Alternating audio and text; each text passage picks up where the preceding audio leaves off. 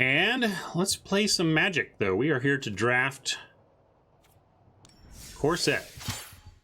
Ah, the wind goes away. I will not miss the War of the Spark windiness. Or maybe that's just permanent. Is it just always going to be windy in Arena? I'd be okay for the weather to change in Arena, Watsy.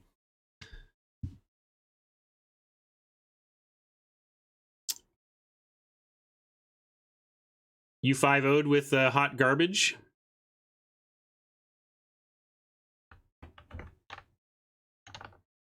Thank you, Broodstar. Now I got to follow that article up with all the information I just talked about ahead of drafting here. So Wujo wants to share his 5-0 draft. Yeah, that's special, but I don't know if it's garbage. I think you went long with it. Here, I'll show it on left monitor real quick. I gotta hide though. Oops, never mind. Left monitor just puts me there or not. So yeah, it looks like you were doing some Portal stuff. I want to do Portal stuff. And what were you doing with Portal? Obviously, Scholar is nice. If you can get that going. What else? What does Portal do for you though? Tomebound has a trigger. Shaman has a trigger. Well, congrats on 5 winning with a very creative deck.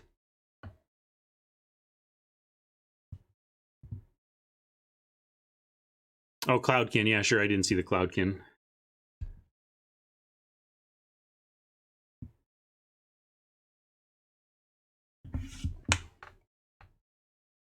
Yeah, it didn't look bad. Looked brain breaking, maybe.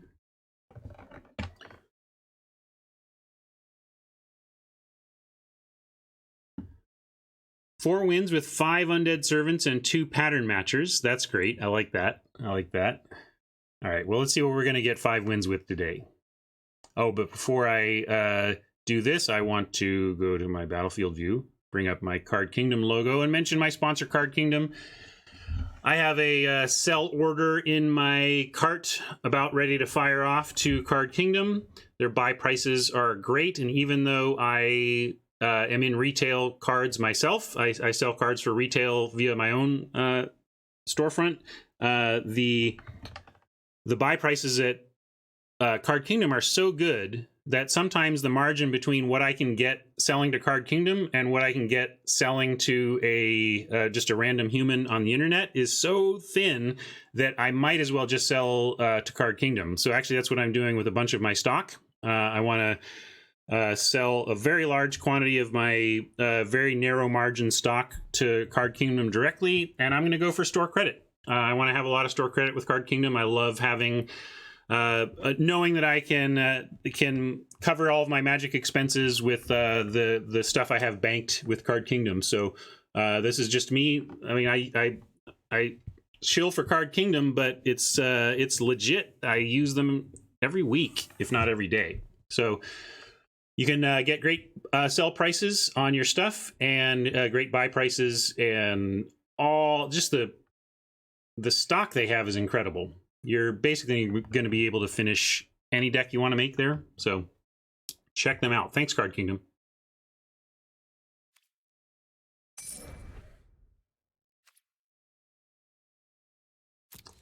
The level codes are level up, all one word, and brought back, all one word.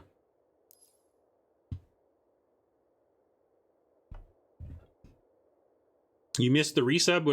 Did you resub while the Rat Burglar wasn't working? Or you just had a month go by that you missed? That's no big deal. All good, all good. Well, you can take the Awakener. I don't think this is particularly good.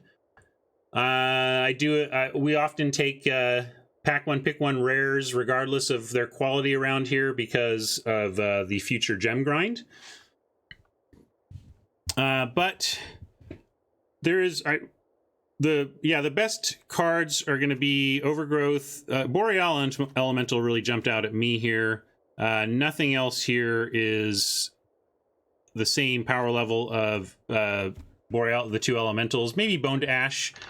But might take Thunderkin Awakener for the gems here. Season of Growth, we saw someone play this against us yesterday, and it felt like it had too much setup cost to generate a ton of value. But I am willing to gem draft here. I don't think we're necessarily going to play this, but I'm going to stand by my my philosophy of leaning towards the rare when picking pack one, pick one for the free-to-play account.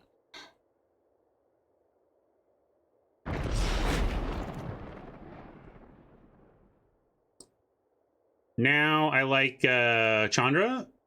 Works with the elemental theme that we are saying is pretty strong in this set too. Brontodon is great. We all love the Thief.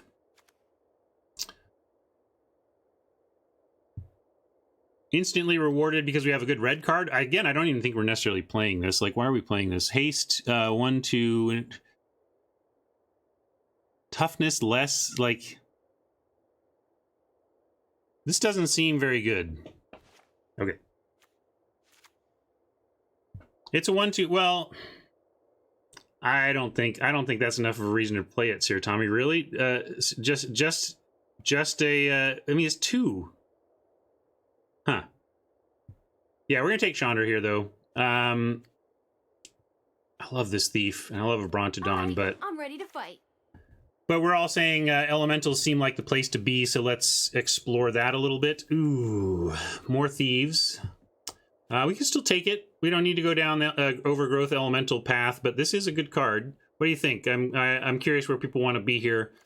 We did black-red kind of sacrifice thief stuff. Oh, Thief and Smuggler was really quite good for us yesterday. That's a crazy good pair, and we might even wheel the Smuggler. Smuggler can go late.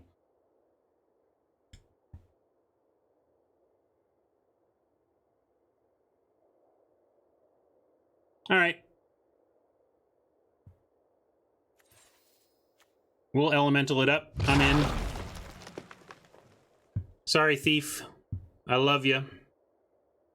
But we're moving on. Brawler then probably is best for the elemental theme. You know, Elemental Kitty is also nice, but Brawler can sometimes go pretty late, but I think we take as many of these as we can get. So, and we don't have blue yet. We could be red-green elementals. All right, we'll take Ogre. In a vacuum, Ogre's just okay. I think the threat of activation, if you get a lot of tokens, I think I like the Siege Breaker, because then it's really annoying. They're coming in with a bunch of tokens, and they all basically say active, 4 mana, kill something. But if you're not doing that, I think that's just okay. Let's take the Brawler.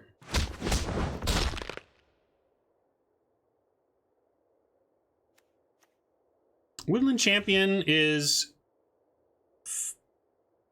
obviously not good if you're not doing any token things, but Pyromancer, this is not the one that makes the tokens, that's the rare one, but there are lots of token makings, and especially the uncommon that makes 2 elemental tokens along with itself, and that makes this a 4/4. I have not been impressed with the Diamond Knight. I don't know. I've seen some very good players backing the Diamond Knight, but it has not impressed me. I don't know.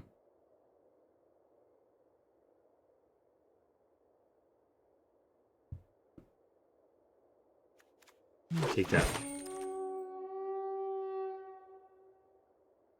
Invocation. Boy, we've passed a good black deck this draft, I think. I feel like we're base green red here, and that makes Bone to Ash a tough ask, even if we branch out into teamer colors. Salvager of Ruin, a little too much setup for me to love this, but it's not awful.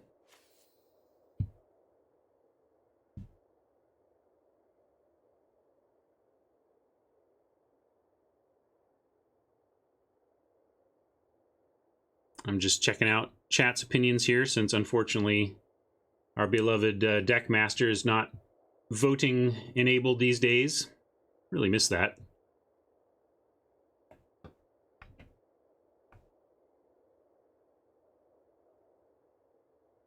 Airstrike for sideboard. Yeah, I think we're just on Invocation. This is a fine trick. It's a fine trick.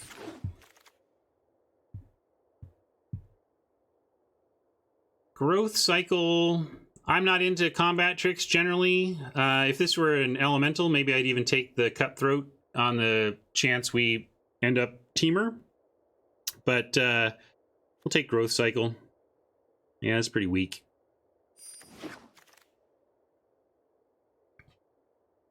Overcome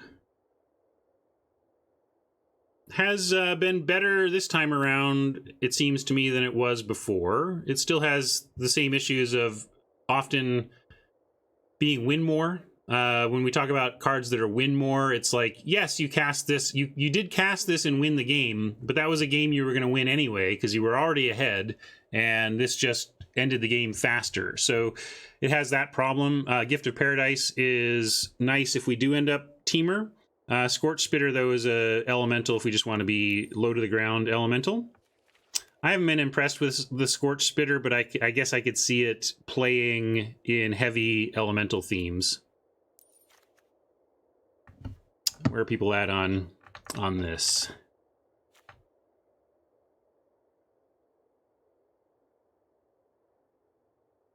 People like Gift to open up the splash.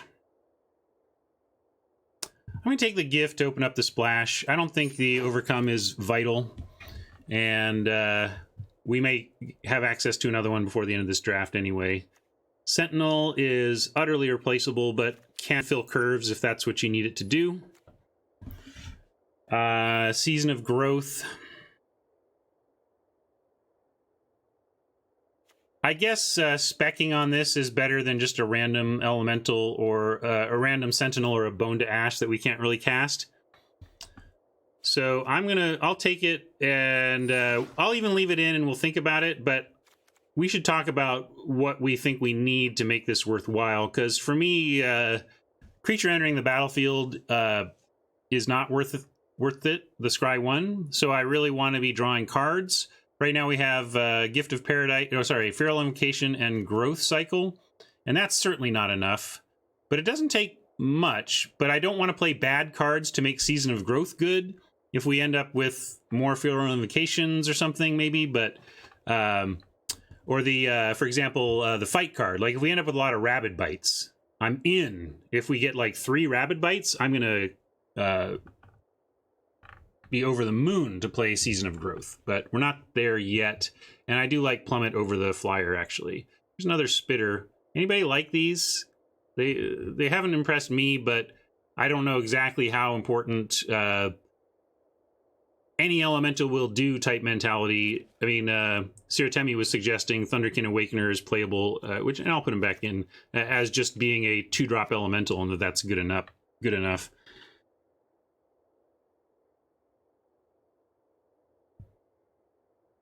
Yeah, it does. Nick points out this is pretty good with the 1/3 Flyer, the Spitfire.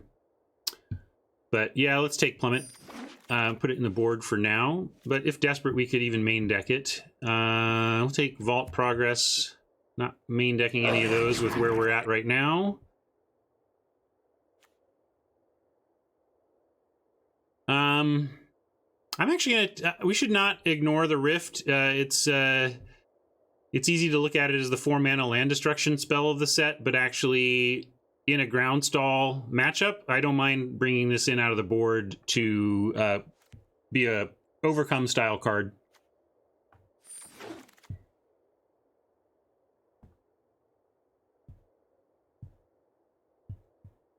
See, this is where I think Diamond Knight should go. Yeah, red has not been open, huh?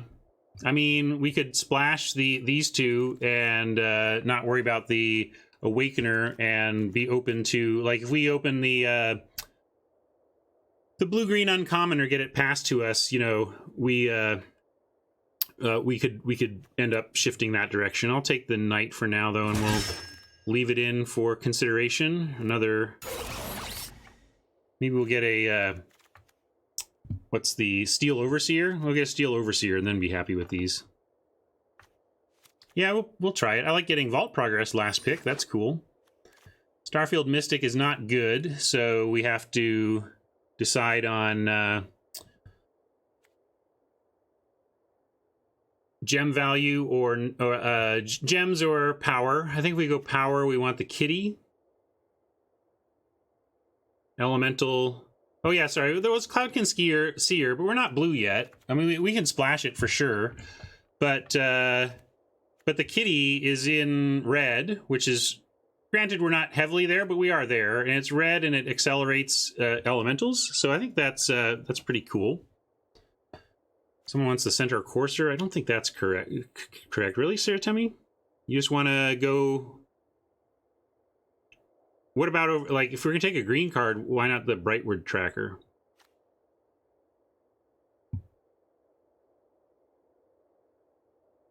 All right.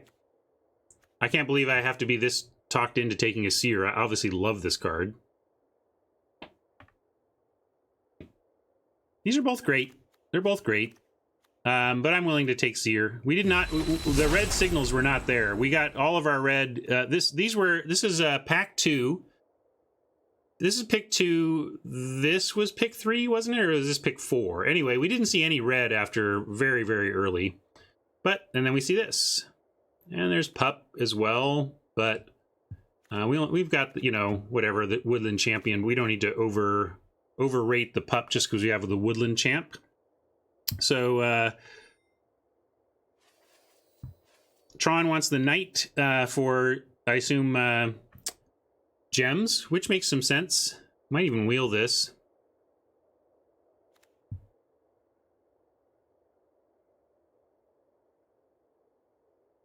Shadius, you're going to take this and what, splash a 1-drop? Is that your plan?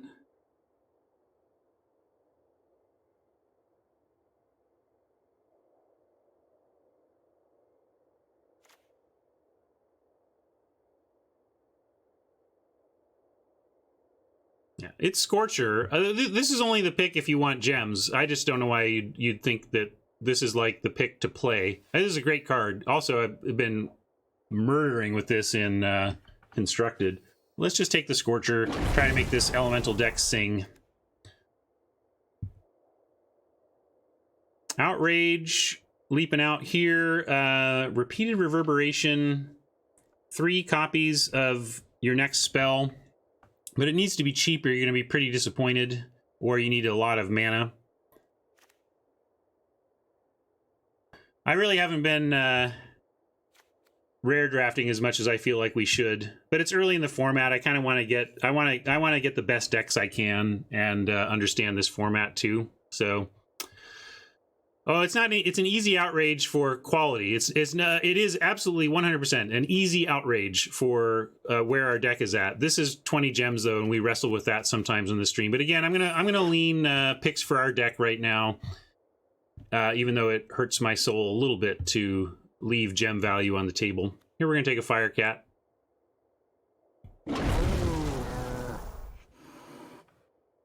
Another Woodland Champ, and then maybe we find another Scampering Scorcher, and we can start putting a little more value on the pups. Ferocious Pups. Can also splash an Audacious Thief.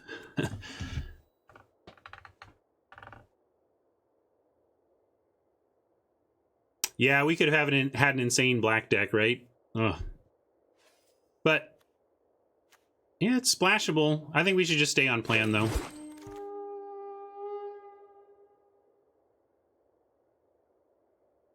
I don't feel like elementals are so strong that you dip down to this level, though.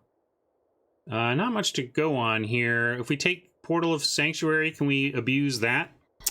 Let's see. Overgrowth Elemental likes that. Scampering Scorcher likes that, especially if we can get another one. I don't want to take the Sprite. Why do we, like, we're not playing the Sprite. Raptor might make our deck, but the Portal is somewhat tempting. There's we have and the Cloudkin Seer. Like, there is some stuff going on here.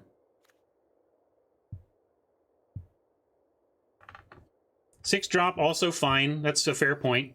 Six drop is a fine top end, but also replaceable. It is just a six drop, and we're in green. You know, we can get a 7/7 or like. I'm just not worried about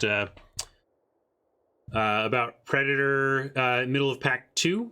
Let's speculate here. We might not do anything with it, but I think it has some enough potential to be worth taking there at least. And here's a place where you can take an Overcome.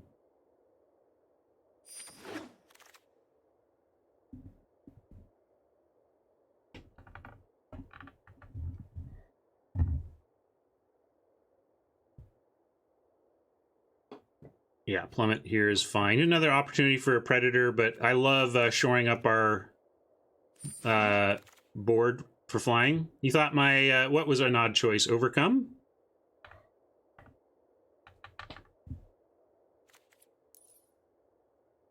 Just don't know if we're ever playing a Bird Grabber. It's not an elemental.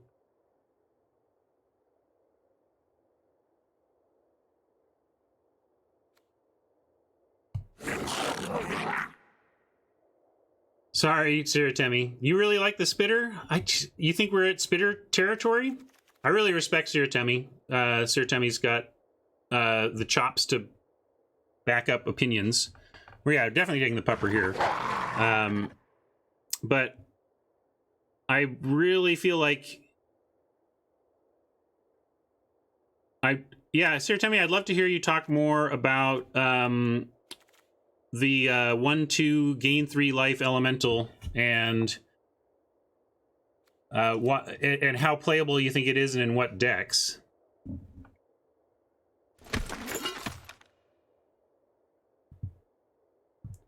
Spitter would be good. Why? That's what I'm asking.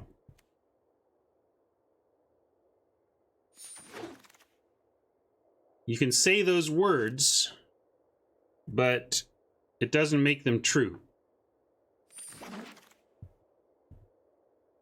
And here we are. Well, we get to take Healer of the Glade here.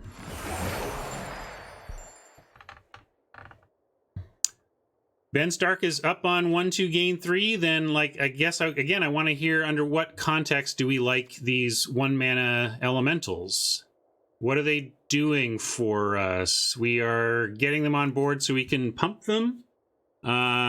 We are just trying to give them +2/+0 with Chandra, and that's good enough? Like...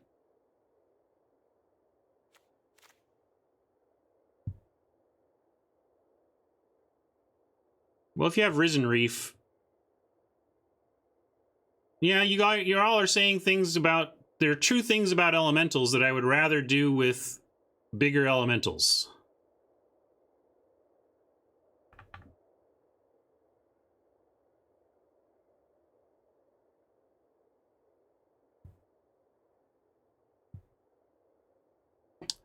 Well, got some very good players. GRS, you're kind of where I was at, right? My opinion was that Spitter sucks and Healer is very bad too. But we got Ben Stark saying, or somebody saying Ben likes the Healer. You know, I don't know. There's questions abound, I suppose.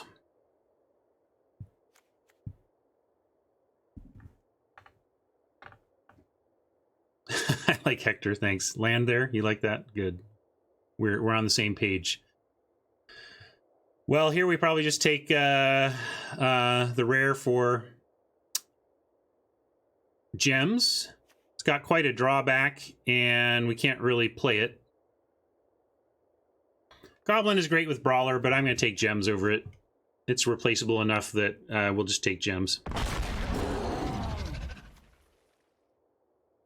Didn't get the Brawler, but we can get a Hauler. It's not an elemental. We could play the Cloudskin Seer instead. We could hope to wheel this Sweetwater Cliffs to help support that splash. Right now, we only have the gifts to support a splash, so it's not like hey, we're green, therefore splashing. It's like not that simple here.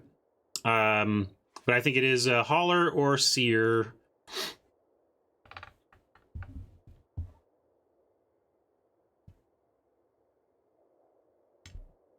Yeah, I do like the smuggler with the elemental a lot, and hopefully we'll pick one up. I was fine with gems there though. One, he just wants to support the seer we already have. I like that. I mean, I appreciate that. Yeah, but I would rather take the payoffs and just try to wheel this. Well, we're not going to be short on playables, but we could be short on good ones. I'm going to be greedy and take the seer. Although a walking shock is nothing to sneeze at. Winged words, we could continue the splash. I wouldn't mind some card draw here. Too bad this isn't a better a duel that supports what we're up to. Yeah, no rabid bites, right? Bummer.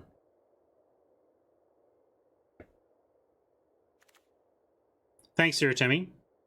Want to see that?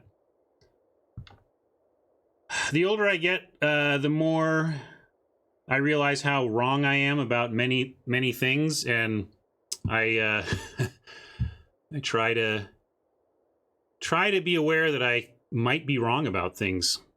Aeronaut or Wolf King? What Aeronaut are we talking about? I don't even know what Aeronaut we're talking about. Oh, this one. Yeah. Oh, I like the Aeronaut. Sorry, I kind of glossed over this, but I think the Aeronaut's fine. I think we take the Aeronaut here. It's not an elemental, but we are more just... we still need... we're still aggro.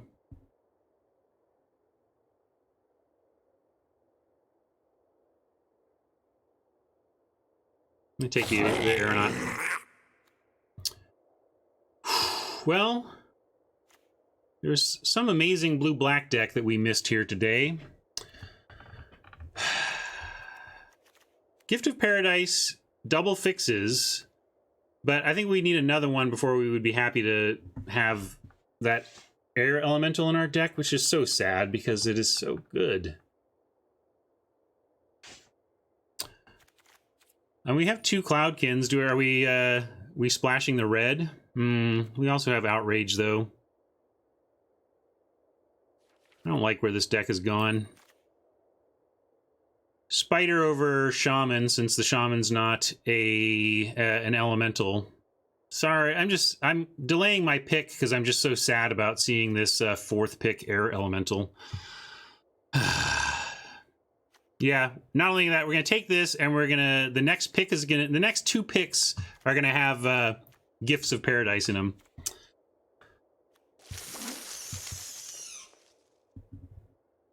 Ooh, a pup. Another splashable card in blue.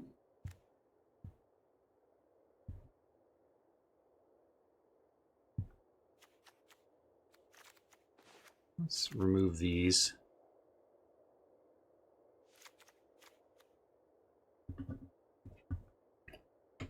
No, it's just there to remind us that we could. If we got like a ton, if we got a ton of value from this effect, then we could.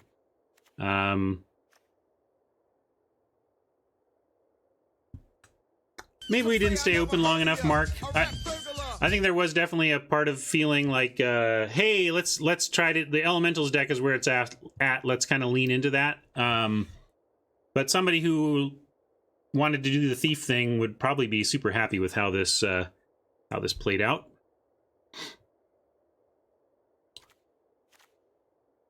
Yeah, and Cliffs does not make that playable, but Uncaged Fury or Sailor. Man, almost just wishing we had been blue the whole time. Okay, I'm going to take the Fury. I don't know if they need to play Season of Growth, but let's take the Fury. Here's a gift, and probably need to grab it here.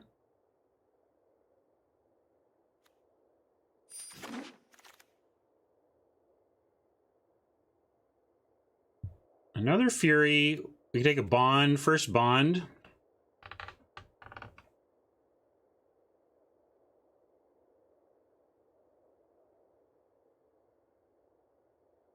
I think I'd rather... I mean, both of these lend to Season of Growth if we end up doing that. I'm going to say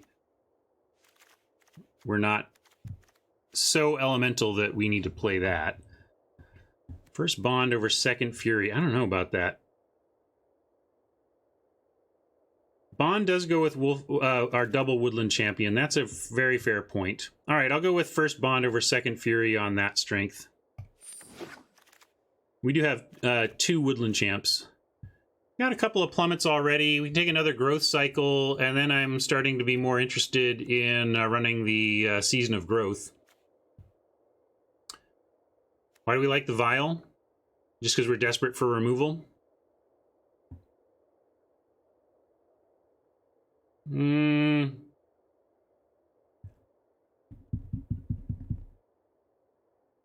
Are we that desperate for... Yeah, I kind of want to... I'm interested in actually getting, because we have a second season we can play as well. So let's move in Season of Growth and 2 growth. Yeah, let's do it. Let's do it. Maybe this is a terrible idea, but we have 2 of them. This seems fine for the board over... Well, this is fine for the board too. We do have 2 plummets already, though. So I don't think we need a 3rd anti-flyer. Let's just take a Sentinel, I guess.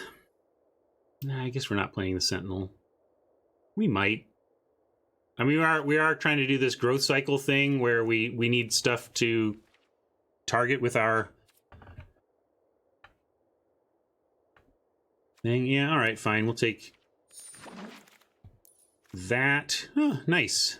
This is a perfectly reasonable pickup here. It's not amazing, but when you, like, maybe 75% of the time, this feels barely better than a 3-2 for 3, but then, like, 25% of the time, you're like, holy crap, I just loaded my deck, you know?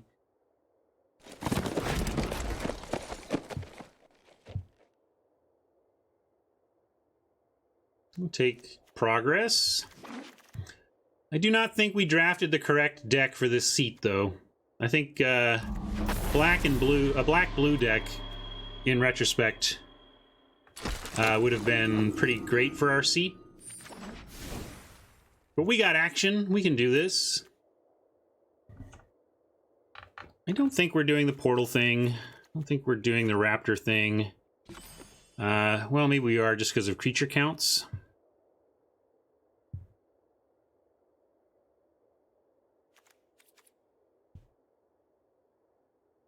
There were thieves early, and then thieves late. Basically, it was just I saw a lot of thieves. Maybe the bots just don't value them, but there was other stuff too. I know that there was a lot of good black flowing around.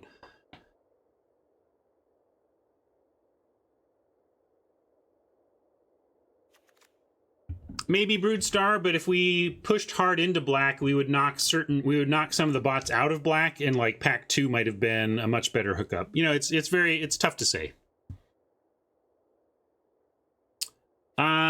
That's a good question. Blue black was right knowing what you know now. Was it right knowing what you know now, or right given the info at the time? I don't think we're good enough at this format yet to know in many ways, but I believe that there were good arguments to be made for getting into black earlier. Maybe not so much blue. I think the blue wasn't there to get into early in pack 1, but the black was.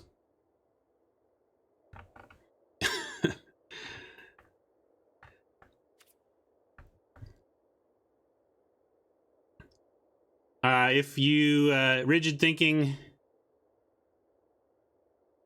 I like looking back. I learn a lot from it, but I know what you're saying.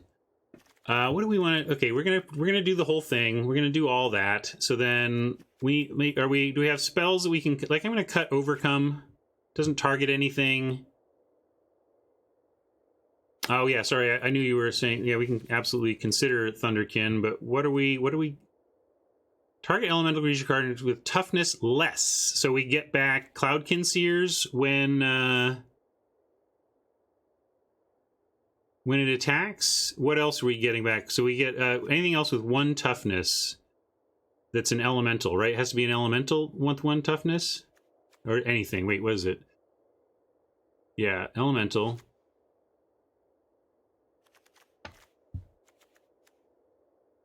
Yeah, that's true. We can we have a lot going on with what we're trying to do with the power increases.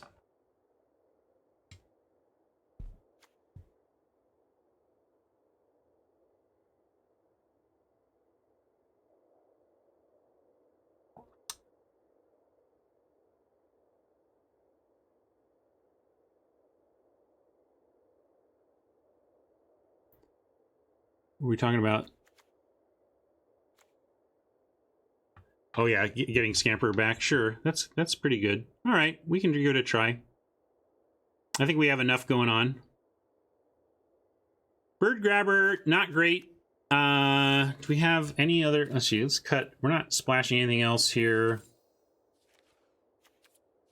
Like if we had just a generic 2/2 to run, I might. Like, are we really? We have 1, 2, 3, 4, 5, 6 things to do on 2. I suppose that's enough to cut the grabber. I'm a little concerned about creature count, but 13 is okay, and we have some recursion there. Wish we were doing more with the splash. Oh, let me get out of your way, sorry. I always forget to get into my deck building corner. Why don't we play with the Raptor? It's got too big of a drawback. Whenever another creature enters the battlefield under your control, Marauding Raptor deals 2 damage to it. So we only, like, it just kills everything. It kills most of our deck on ETB. Hey, this one survives.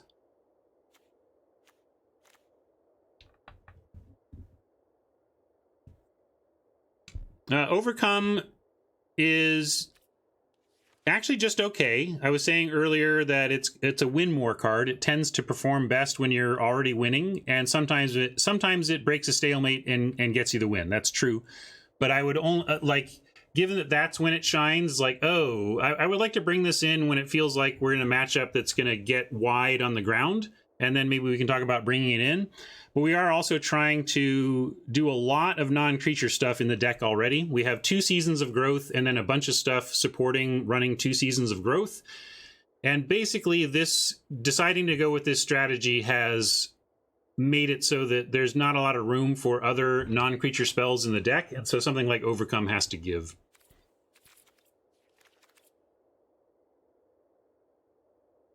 Yeah, we could cut a gift. And there's an argument for cutting 2 gifts and running 3 islands even, you know? I mean, we're not getting too much with this. Like, if this put a +1/+1 counter on a creature, I'd like it better, I think. I don't see why we would run 1 season when they stack. So having 2 is not a problem. It just means we draw double.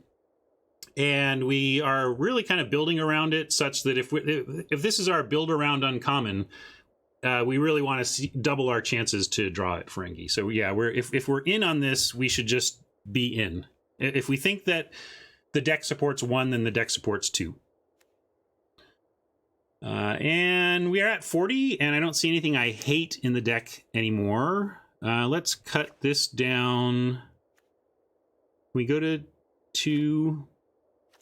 3 sources of blue is a little sketchy, but it's also sketchy to go much lower on our main colors.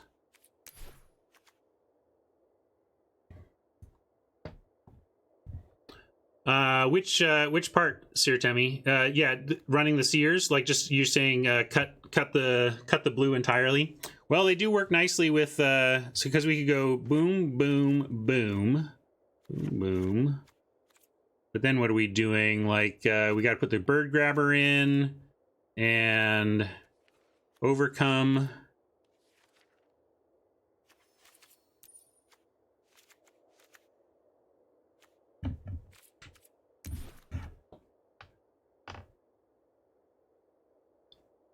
Did I watch the Twitch Rivals yesterday, Rye? Dionysus, you know what I was doing yesterday. I don't. It's fair that I could have watched after I was done streaming, but I did not have the time. And I've looked into. I guess I'm not rival enough.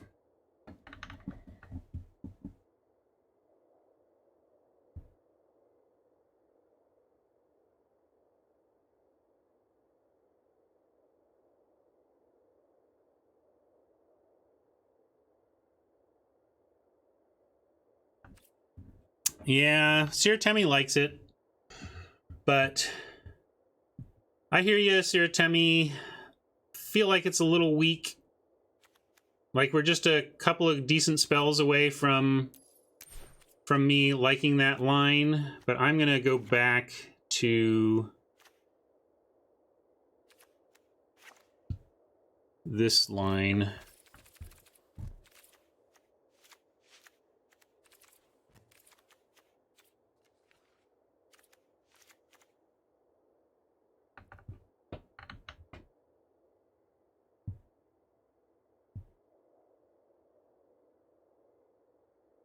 You want to get more? We can try it. You're just like, well, if we're gonna splash, really do it.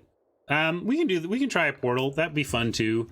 But it gets into the whole like, oh man, that's a lot of non-creatures we're trying to jam in here at that point.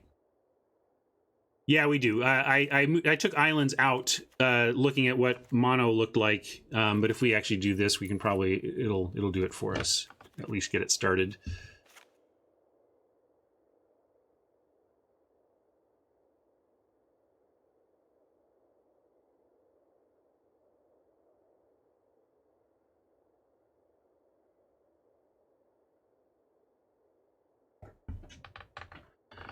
Thanks, Valhallis.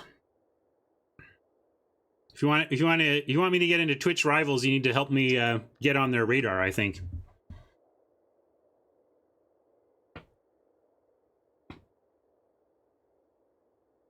I disagree that it's just a splash to splash. I disagree. I think Cloudkin Seers are good, and if we're running the Thunderkin Awakener, they get even better. And with our growth cycle, like normally I'm not playing a lot of pump spells or whatever, but I think they even get better with growth cycle, where we can have them trade with other flyers. I'm gonna give it a try. Maybe it's greedy. Maybe you anti-splashers are better at figuring this out, and I'm lowering our win percentage, but it should be fun. I just don't know about extending the splash for this portal, Siratemi, because we're so tight on space here. 7...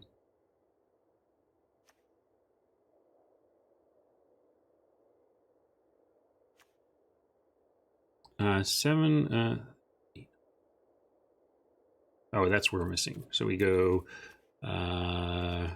maybe like this. It's probably this still. All right, I'm going to give this a try.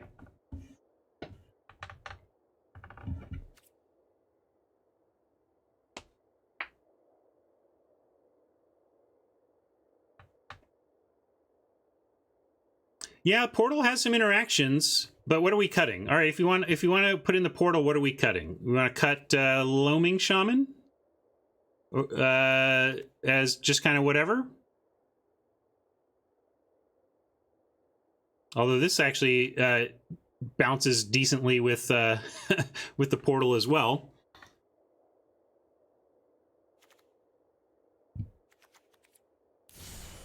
I don't think par is going to be affected by these decisions, or if it were, I would make decisions to increase our par, you know. But bond is part of why we want to put in the portal, because it pulls back the bond with it. I'm gonna go a little risky, and we'll go low on creatures, and we'll give this a shot.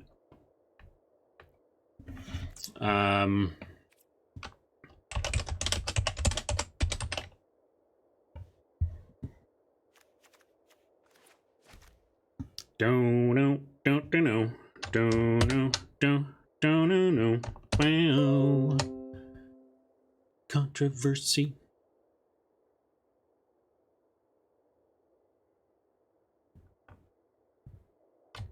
Oh, we were talking about what, like, it just does a lot. Like, it's this kind of a, we're getting a little cute. Might be fancy play syndrome, but we're going to try some fancy play.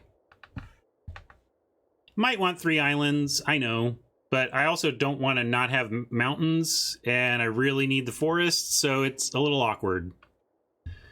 And we could find, maybe we can even go, now that means cutting a land.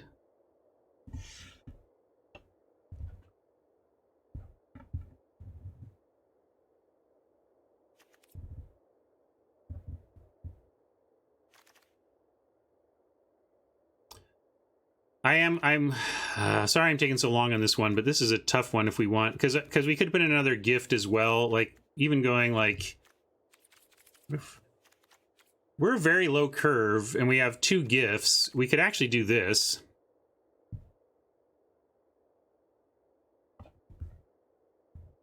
I'm gonna try this.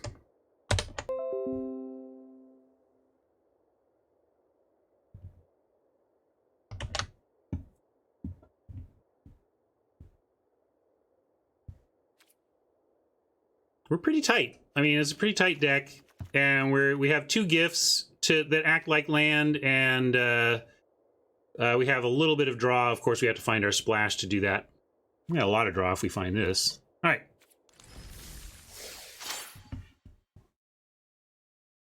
We are here to win, Reset Press. I dispute that this is a low percentage fancy play. I think it's a good fancy play.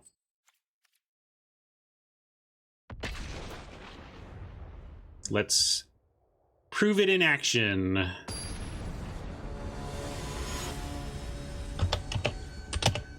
Thanks for your patience and help on that deck build. That was a tough one and still is a tough one. And we'll probably make some changes to this before we are done.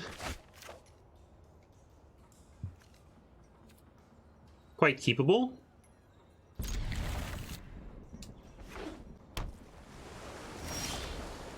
I don't think this is amazing. I don't think it's bad. I'm just going to call it 2. Part 2.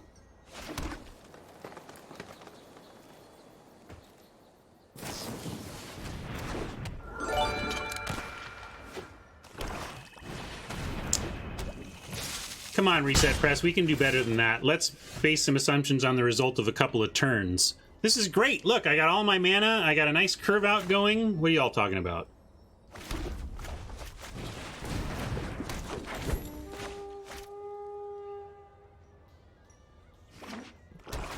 I have Deckmaster. Oh, yeah, it's saying not active. Let me try restarting. Maybe that'll help. They did just do an update today, and that often hoses Deckmaster.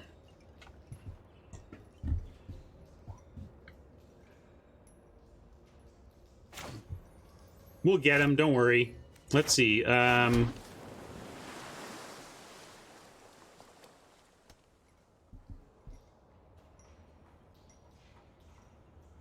If we attack, it's pretty obvious that we've got a trick, but they may block anyway because it looks like they may just want to trade for the trick.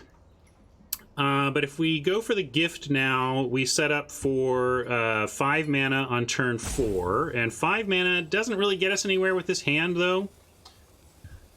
So I'm actually less inclined to play the gift.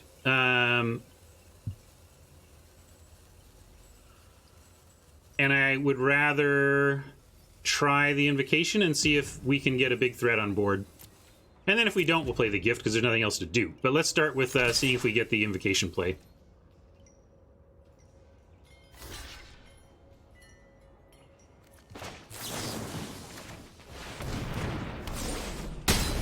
They may kill or bounce the champ, but we got a 1-for-1 already on invocation for piranhas, so our card disadvantage, even if we lose the champ, isn't outrageous.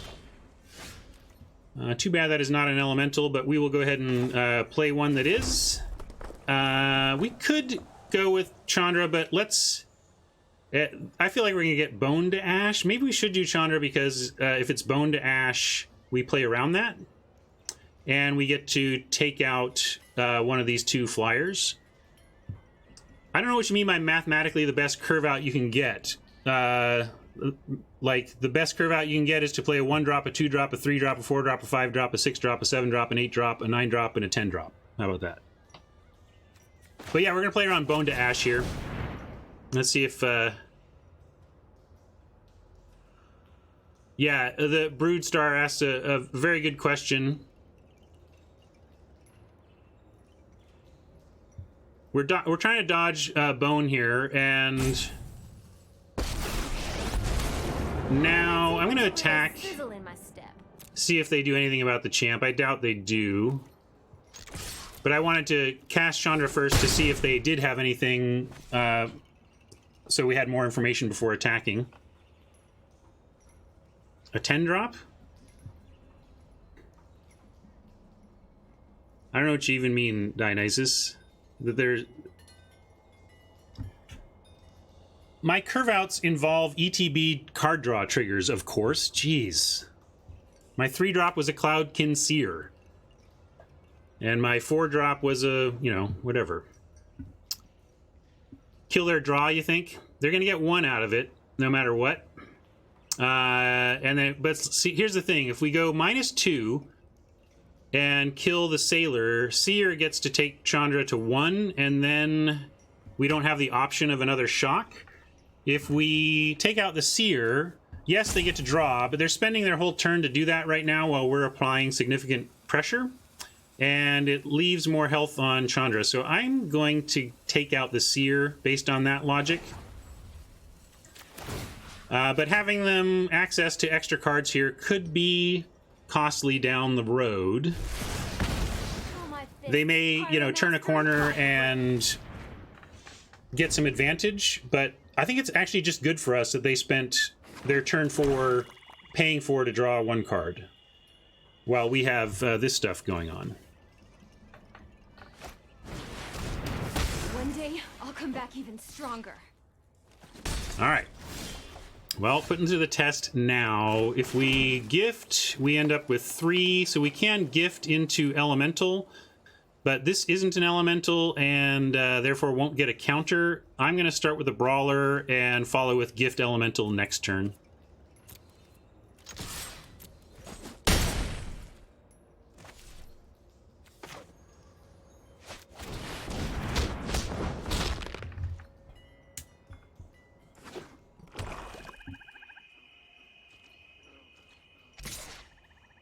And if they were holding up a Bone to Ash, it's going to be tough to find time for them to cast it now. That's pretty nice. The Brawler can attack as a 4/4, but it looks like, well, it'll attack as a 5/5. So it's still maybe, it's going to be a 1-for-1. But we can still do it. Let's see.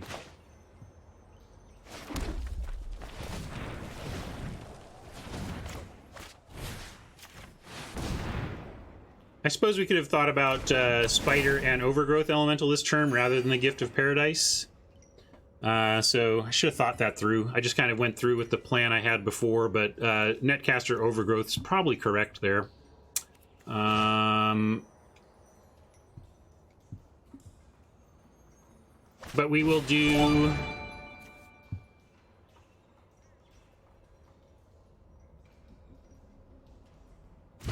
this... and get a counter there. If they have an unsummon, they can make this attack a lot less nice, but we're going to make them have it.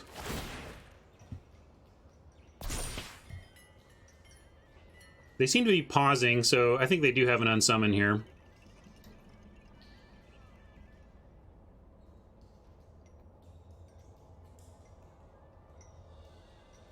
Probably trying to decide whether they want to unsummon the Brawler and only have to trade their 3/3 for the Woodland Champ, or whether or not they want to bounce the Champ and have it lose the Invocation and then just trade 1-for-1 for the Brawler.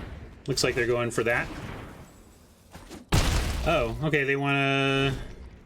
I figured they would trade. But they're like, nope.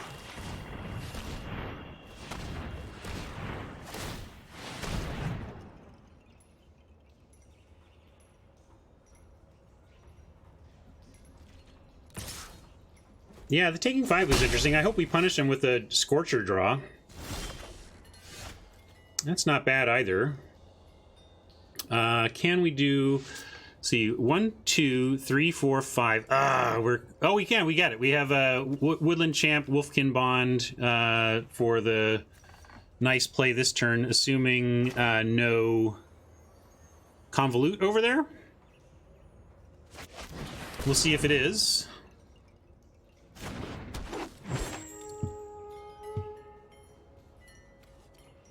And where do we want the bond? We can put it anywhere. I guess we just want it on the brawler so that it gets through. Yeah, it could be murder, which would be murder. But if so, they probably draw it. Keep in mind that the reason they have 4 mana tapped is that they spent it main phase to draw a card, which suggested that they didn't have something great to do. And if they had murder, maybe I don't think they would have done that main phase draw. So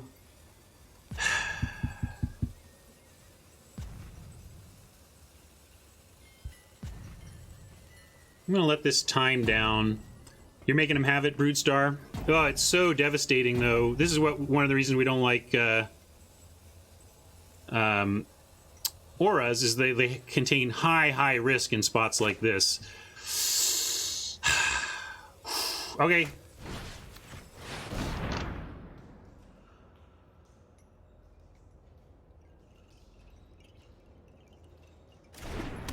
Yeah!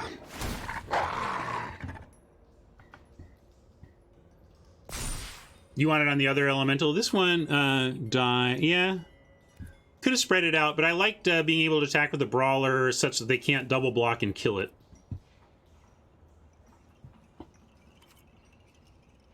And is it another creature you control dies? No, I think we send all. If they want to block the elemental and trade with it, I think that's fine. Right? Yeah, I think with them at 10, I'm going to attack with both. Larynx punch, thank you.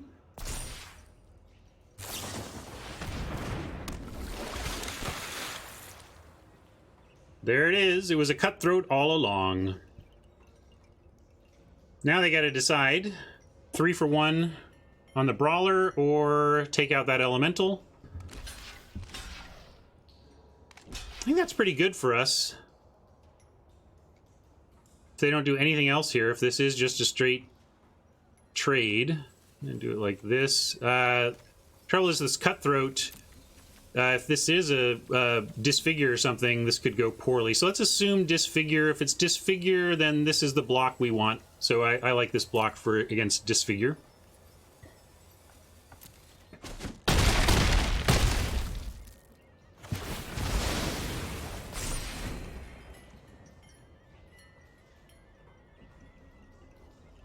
Yeah, it was a interesting spot, although I wonder, you know, we would have different options if the spider were out by now.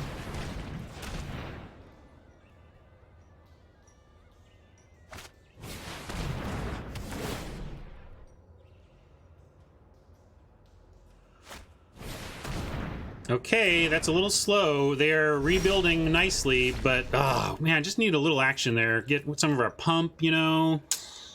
They're still up against it, but drawing some action there would have been really fantastic. Because now they are going to be able to basically replay everything and clog up the board again.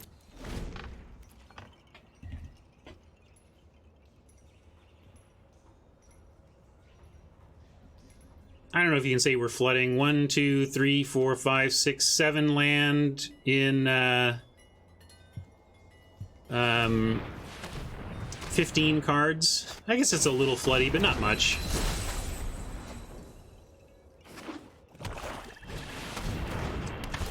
Yeah, it's they may recognize. I'm sure they recognize that it's dangerous to go to 2, but also they're trying to figure out what their path to victory is, and they may have decided that they could not, in fact, play around shock. And now we get just a win because they have. Yeah, we just win.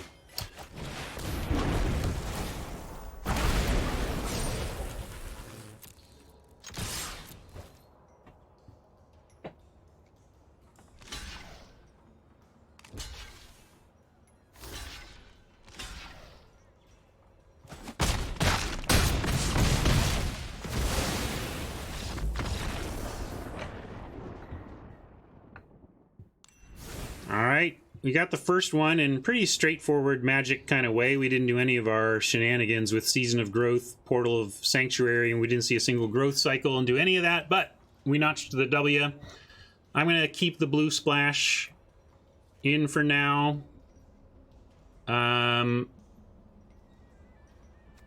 Plummet, plummet. Plummet, plummet maybe says we can cut the blue splash. Just go for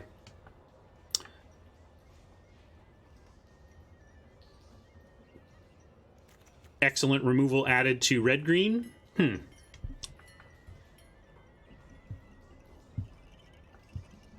Put in the... Yeah, actually I'm going to do that.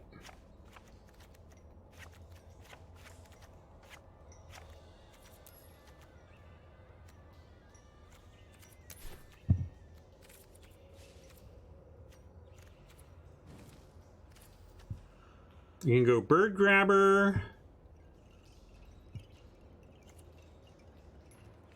Or Overcome. Let's go Overcome. Although we're going to be on the draw. This, oh, it's like a flower of some kind. I don't know what that means. I think it's just a stamp of the background. I don't know. Yeah, I see time. Don't worry. Let's go Overcome and call that a reasonable deck. Yeah, let's try this.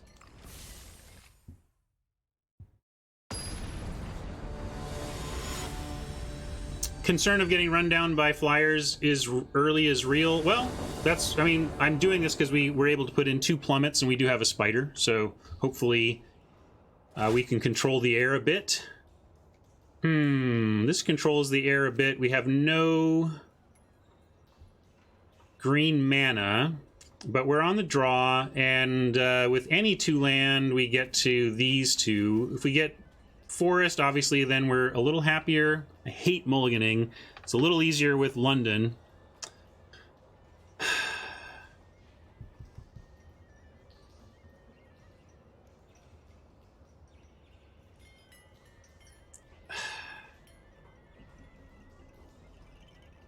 I think I'm going to mulligan this. Needs a little too much for my taste. Needed a little too much help to do not enough early.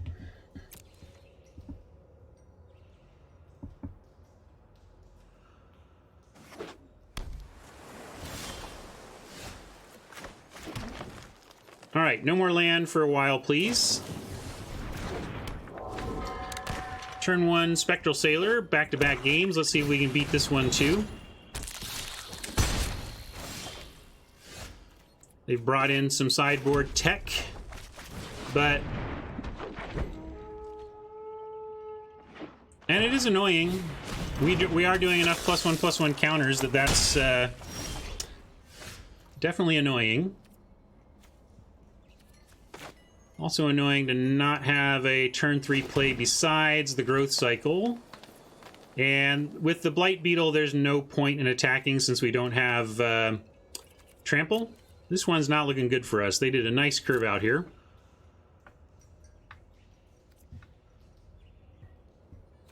Well, the deck... Well, these... We ended up with a couple of Season of Growth, and... While I don't like Season of Growth in the abstract, if you get there in terms of targeting, it can be fine, and that's where we felt we ended up. So no attacks here. Next turn, we got to decide whether we're brawling or whether we're outraged. One problem is we have 3 things we want to kill.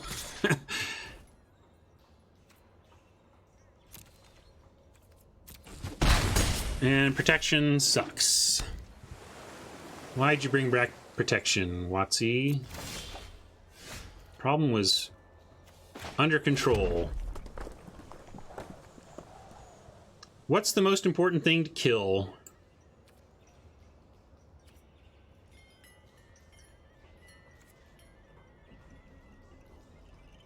We did not see Bone to Ash last game cast on us. Doesn't mean they don't have it.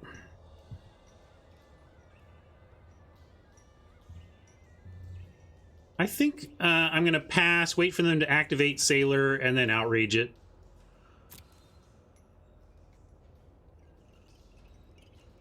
Not Sailor for Brood? I don't know. We're going to just fall behind to cards. Maybe we need to... We're just falling behind to life, though, is even more important.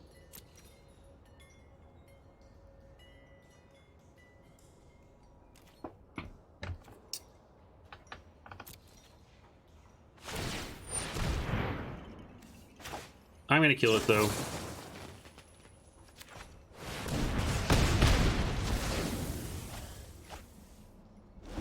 We'll draw a plummet for the other flyer here.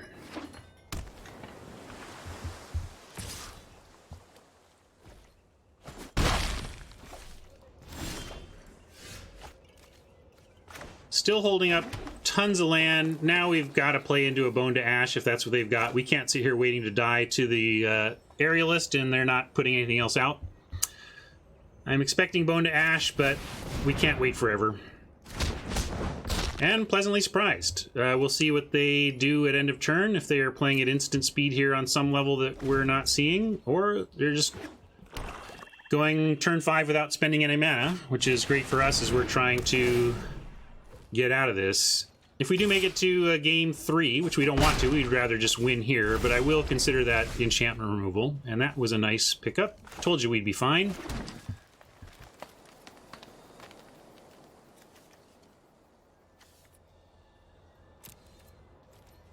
And let's plummet it now. Even Convolute doesn't save it, so...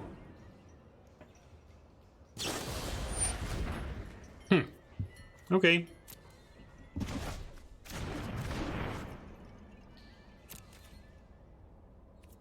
Pauses were unsummoned, it turns out.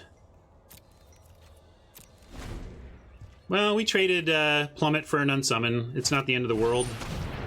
We have other flyer answers.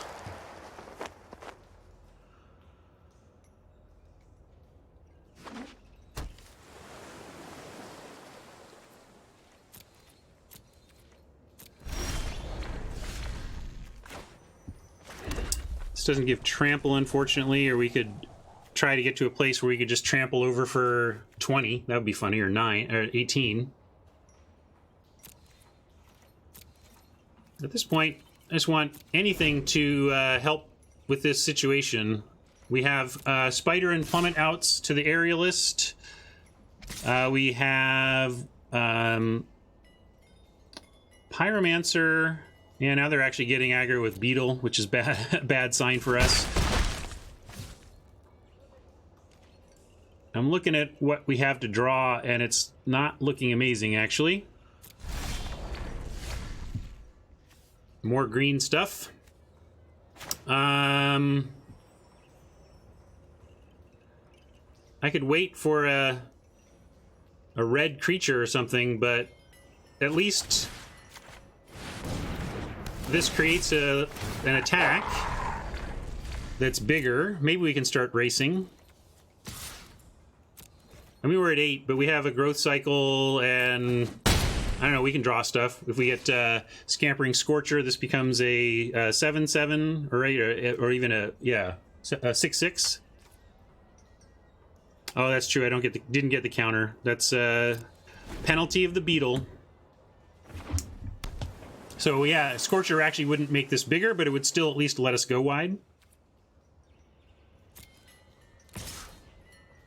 I wish if they'd come in with both, the Uncaged Fury gives us a chance.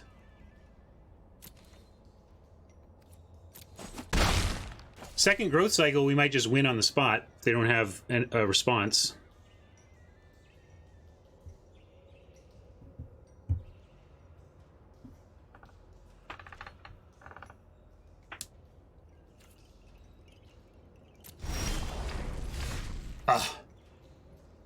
Rough.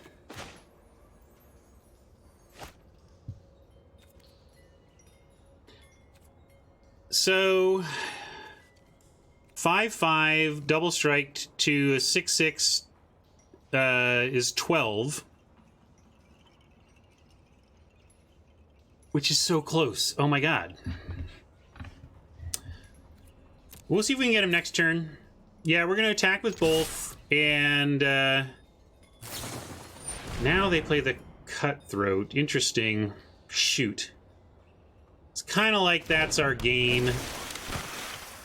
We needed both of... Well, I guess we use a growth cycle to save the wolf. And then if we draw the other growth cycle, we could still win. Yeah, Bucky, I was on that plan, but now it's not lethal next turn, so we have to try and keep this. Also, we just lose on the crackback if if we don't. But if they attack with both, I'll leave this in case they make us discard. If they attack with both and don't play a follow-up blocker, and we draw a growth circle, no, instead we're dead.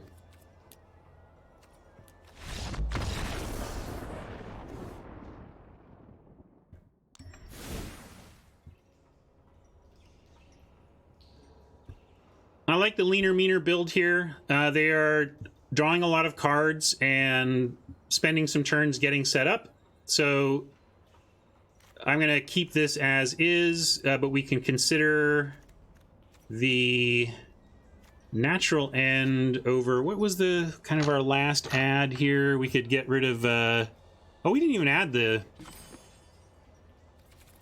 Oh, the bird grabber.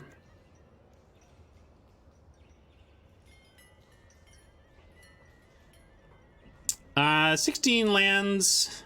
I don't like it here. I did it before because we had 2 things that drew cards and 2 land auras. In this case,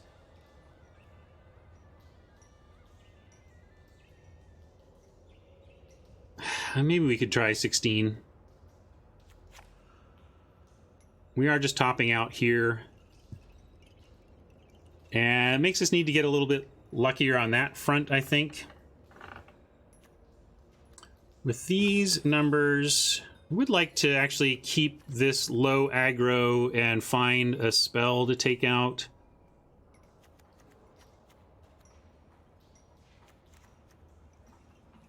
I like all of this. I think I'm just going to live with accepting that we get paralyzed sometimes. No, I'm going to keep all the creatures, and I still want to make this season work.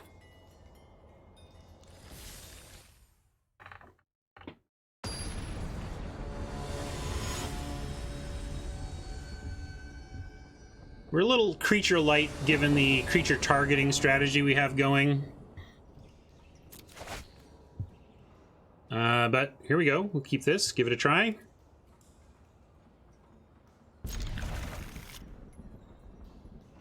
Embercat into Growth Elemental is nice, and then Season of Growth on turn 4 when we find one of our pump spells. Oppo Mold, so maybe we get a little advantage there.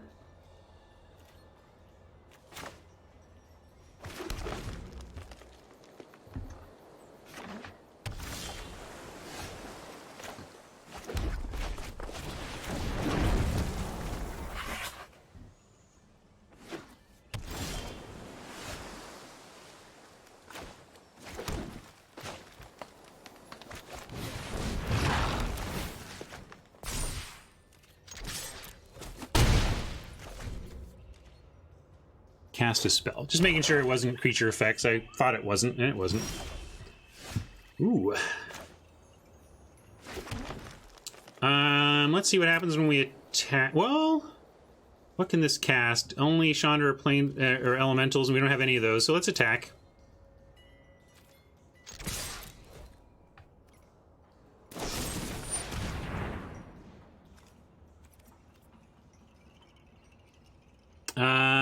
Can't save it.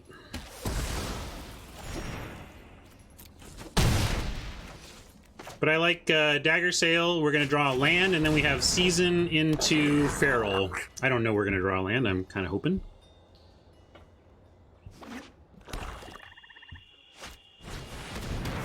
Man.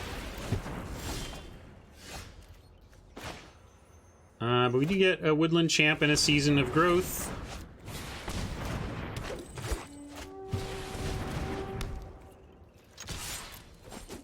Oh, did I screw that up? Oh, sorry. Yeah, I was only thinking about the card draw part. I was so dismissive of the scry, I was only thinking of it as card draw. I won't do that again.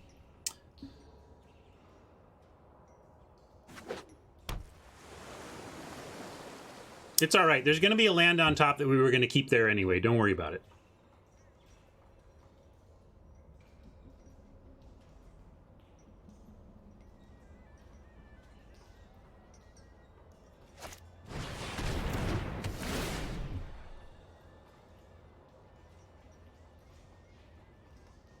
Unsummon mana available. Let's see if they show some pauses here. It's going to be pretty important for us to take note of that. I'm going to...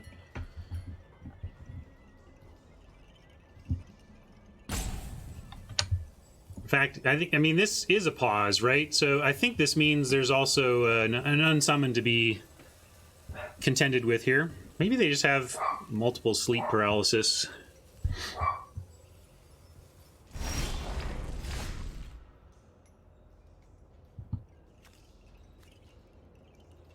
We would have kept another Season of Growth anyway. Totally. Well, let's see if they want to unsummon our champ.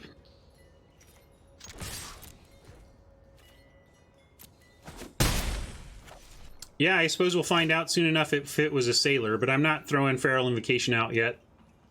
I wish they wouldn't do that, though.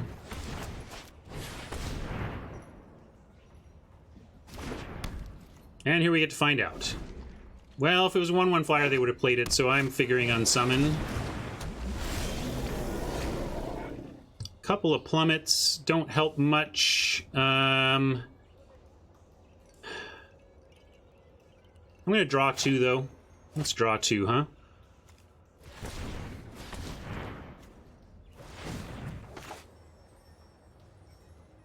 Attack and bluff. But then, what? I'm not going to attack and bluff. Let's draw 2.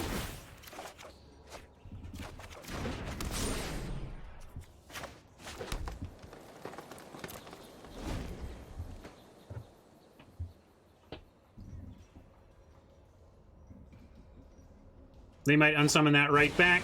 Oh, just the links. Okay. All right, everyone. Chill.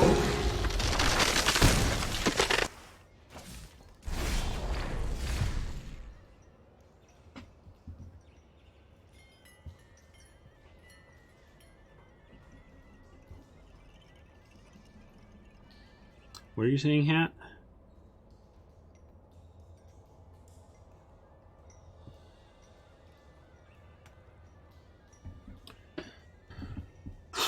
Well,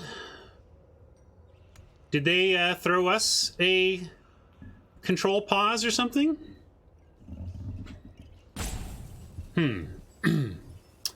For 5 total, so we can't get both of those going. Let's Brawler and see what's on top here.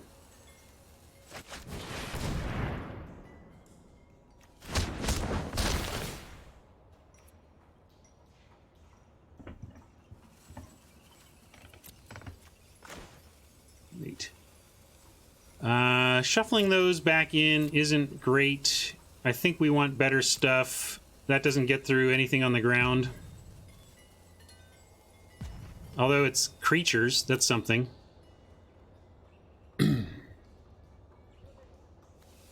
And don't want more forest for sure.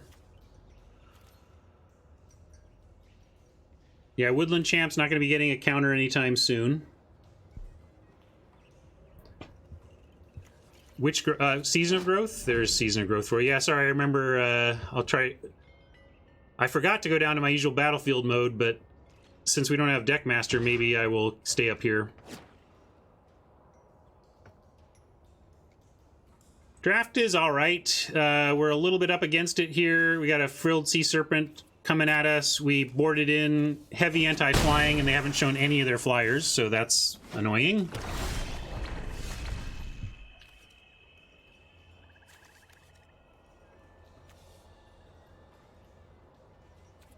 Here's this card that we hoped would do stuff for us, but isn't right now. We want to put this on it, unfortunately.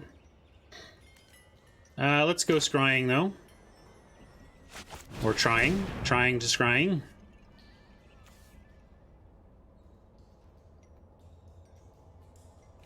What was the message?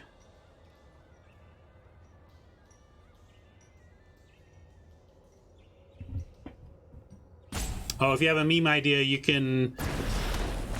I'm never going to remember here. Well, flying. We don't have flying, though, so go away, Bird Grabber. We're trying to find something good. Actually, want to find a growth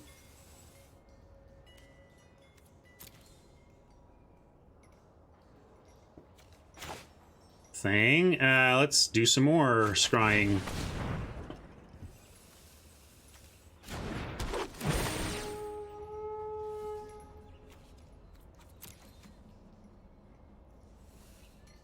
Wow, the flood that I have dodged here. I would have been tilted. Look at this.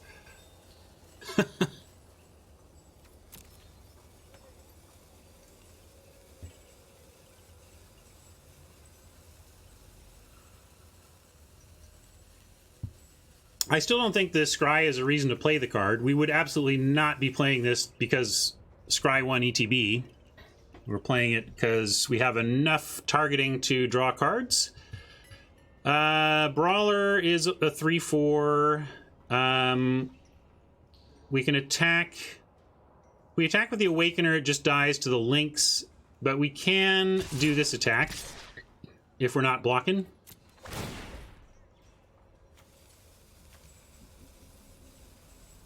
5/4. Oh, I wasn't counting that.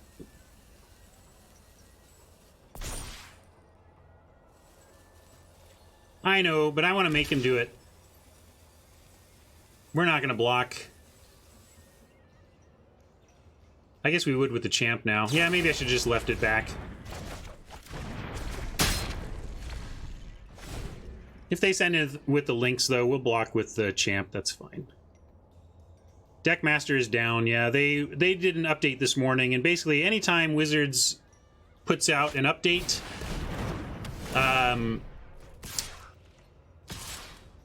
it makes Deckmaster not work.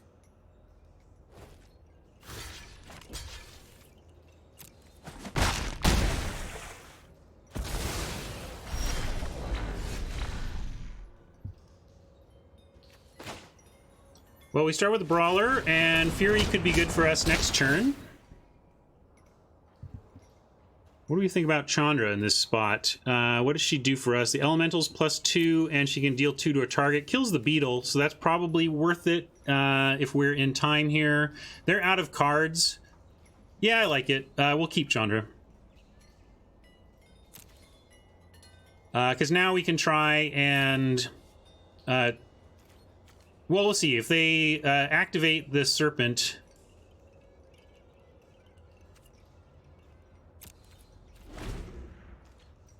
Yeah, we are on a 2-turn clock, but we could get there here. We'll see.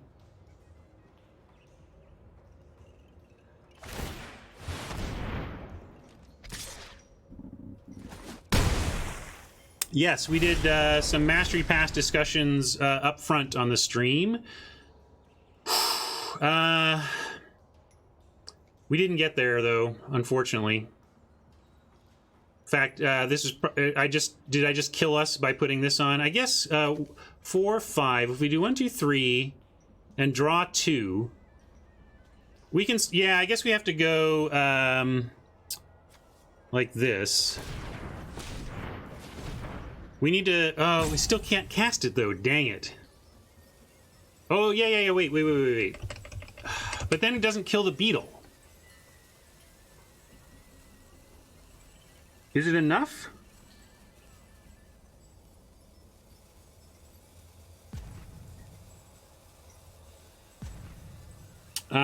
So if they block here, and we have 1, 2, 3, so it's 5 goes to 6 is 12. They'll probably block the Blight Beetle, not the Woodland Champ, not the Brawler. But this is only 12.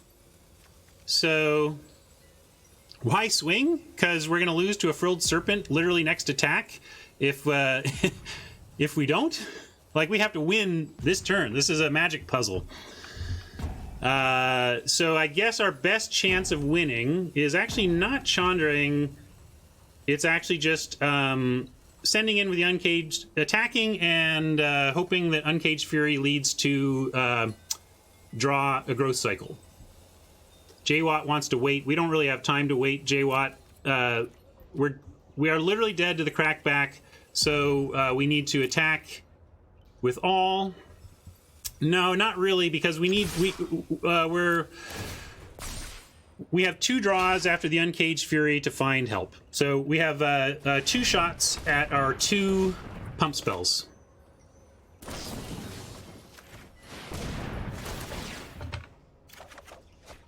Yeah! Pow!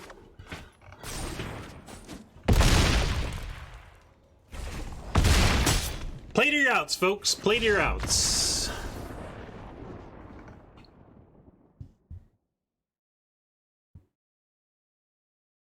Nice. That was for the match, too. Woo! Never didn't have it, and that missequenced earlier when I played the creature before the aura that scries on creature ETBs, that was all part of the plan. Shh. Shh. Listen, brood. Shh.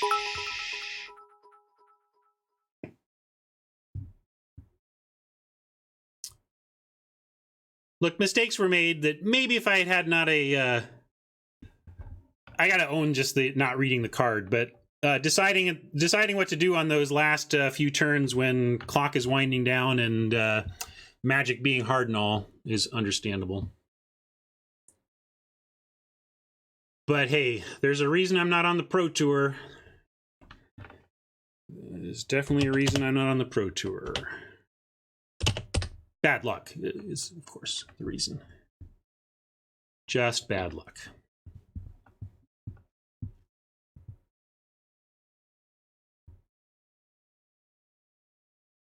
Yeah, don't be Roddy. I feel exactly the same, Jay Watt. I mean, I don't think I said anything about combat tricks or that enchantment that made what made playing them kind of counter to my philosophies. I think we just actually had the tools for it.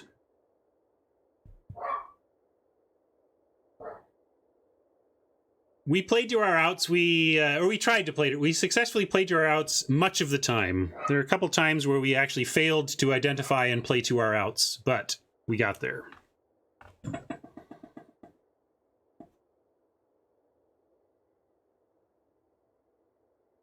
Oh, the Roddy was in response to Jay Watt, not you, I think. Yeah, Roddy stands for results-oriented thinking is ROT, and then we verbified it with the TY or whatever. I came back to look because this has been a tough build. We opened on this blue build that I've then abandoned against the flyer deck, but I think I'm gonna keep this going for the next shot. Let's try the game 1 deck again.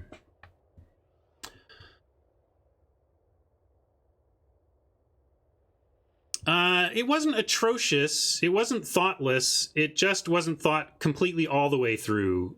I mean, atrocious is just kind of being a little bit mean at how hard Magic is.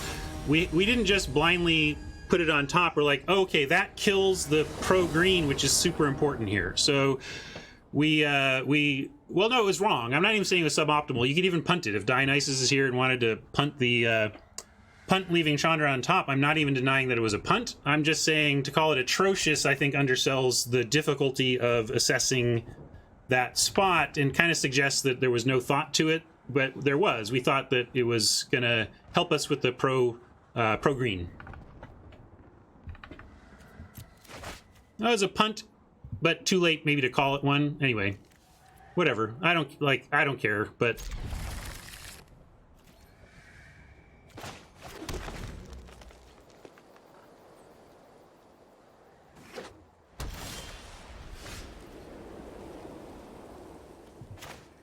let's just start on the red. I don't think it matters all that much. We don't have any double red. No, we have the double red in hand. I was looking at my library. But I meant, like, there was no 2/2 goblin to draw or whatever. Oh, that's interesting. This is pro black, and we'll probably try and block the champ, which we could save with Invocation. We're up against colors that are likely to then unsummon or pin down or pacify or otherwise render this a simple 1-for-1 for the Apostle. Is that good enough? I think it is good enough, because if they just don't have the tools in hand right now to deal with a 4/4, then that's going to be really good for us. And if they want to do that, I'm also super fine to just play the 3/2.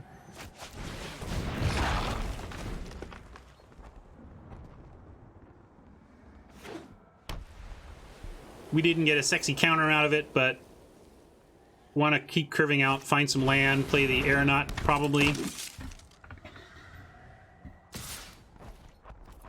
And I expect they won't. Okay, this is nice to have. We have plan. You know, we have options here. We can do the obvious attack and invocate if we feel that's the play, or if they don't block and they think we're racing, we get to aeronaut. Yeah, we'll go ahead and invocation here. Thank you, Trollbonist. I'll add that to my memes and moments. Yes, a skeptical hat. We were talking about that on stream, I think yesterday, when we had at least one woodland champion and 2 of the treasure-making dragons that made it a 4/4 a couple times. I'm undecided on where I'm at with the various colors. I guess I would say inherently I have played less white than the other colors for sure. Doing a lot of elemental stuff in teamer colors, and then I really like the black, so that's definitely been happening. We're gonna see what they've got here. I really like that they spent their last turn making a flyer out of their 2/1. I think that's good for us.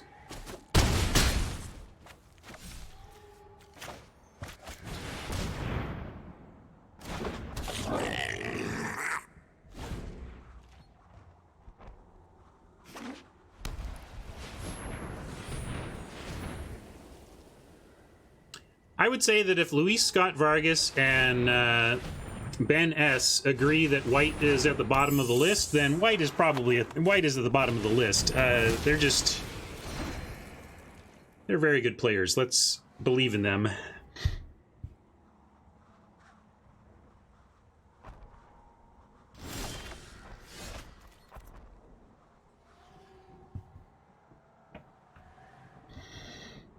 Got our second mountain for outrage potential. They do not have the sprite pump to be able to turn the sprite into an effective blocker. We could also just Wolfkin Bond while shields are down, and that's pretty strong. I mean, Growth Cycle is a blowout. I mean, it's just a combat trick, though, right? It's no more of a blowout than anything else in our hand, really. I like, yeah, I dig Wolfkin Bond, because if we draw any other land, next turn we get Growth Cycle and Outrage. So I think we should do Bond here for that reason alone, but it may just be the best play here. And the champion gets bigger, and then everything can basically attack. Yeah, let's do this. And I'm going to do it here. And now, if they want to trade all they've got on board for our Woodland Champ, we're in.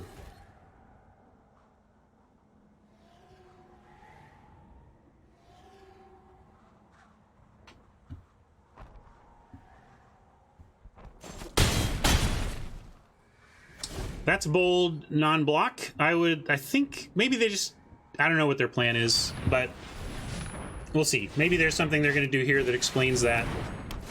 But I think you got to take that trade while it's offered, unless you have really amazing tools to handle the board afterwards.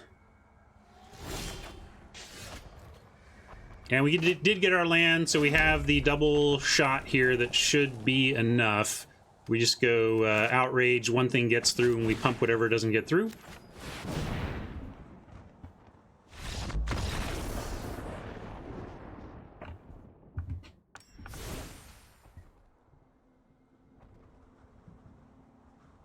So what do we see there? White.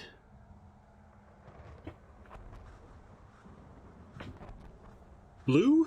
White, blue. You can probably safely, yeah, we can definitely put in some flyer, anti-flyer hate. We could just cut to that other build. Because the Seers are going to get worse in that world. Yeah, I think we'll just do the same thing we did before. And bring in this kind of package.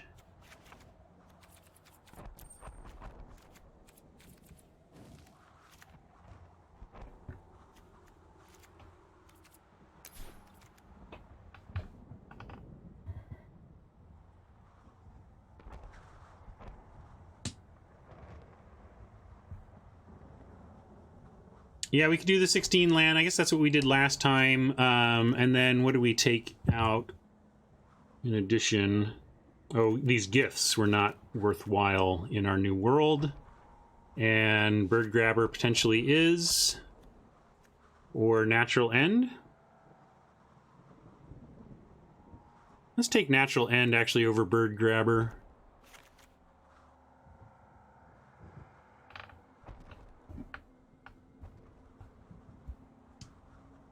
Aztareth, the blue splash was heavily debated. It's hard to know whether it's positive to our EV or not over a version that does not run the blue splash. But yeah, let's try this.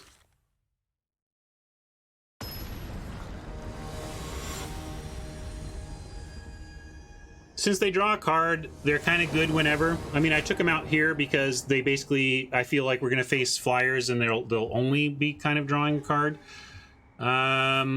This is a long way off. This is reactionary. This can't be cast on 2. And this, you know, I think we have to mulligan this.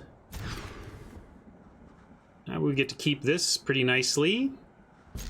And we'll risk dropping a land.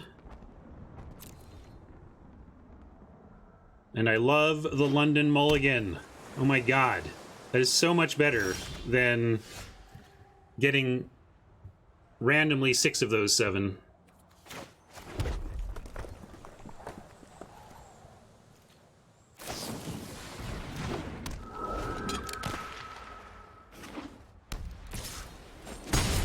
Bring on the plummets. Let's see, what do we got? I guess we'll drop the spider next. See if we can hold back the flyer. Flyers. Alright, there's a big spider. Oh, we got a plummet backup if this doesn't go well, but I love getting the spider down here.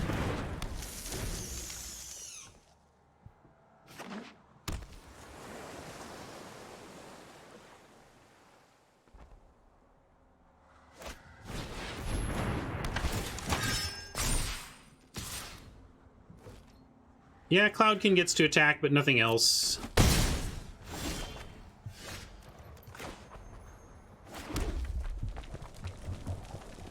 Kind of want to plummet the Sailor before they get to draw, but their hand is full, and we haven't gone after it yet, so they may just let that be a little. And Brawler blocks the Captain.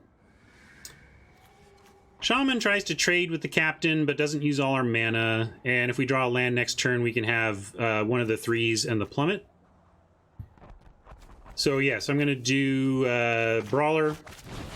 Hope for no more Captains, and hope to have a chance to plummet the Sailor before it can get out of hand.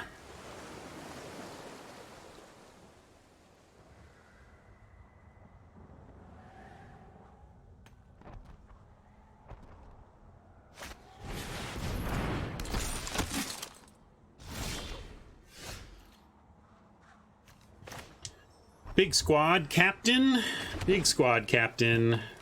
Still, we can get enough on the ground to 1-for-1 it with a double block if they don't have anything.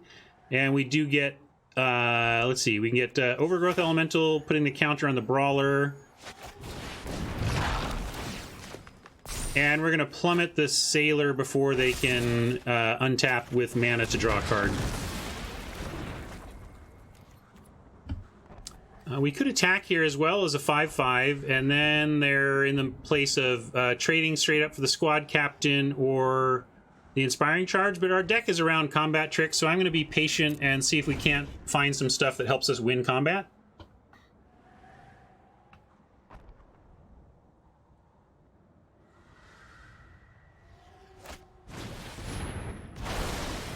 That's a big boo.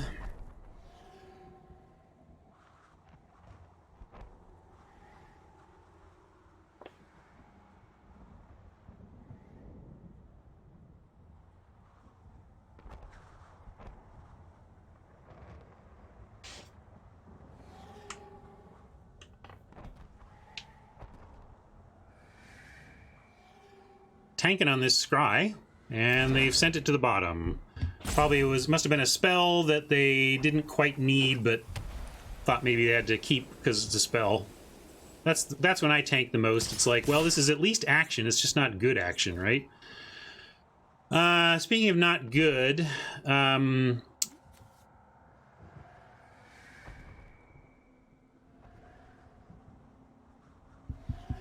we could take 8 here if we felt we were going to rebuild around things dying to help us with the overgrowth elemental.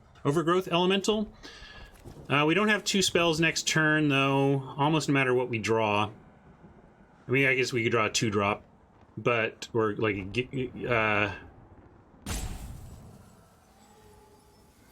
I think, though, that we do have to accept... The other thing we can do, though, is overgrow single 1-for-1 here, and then try and double the squad captain next turn.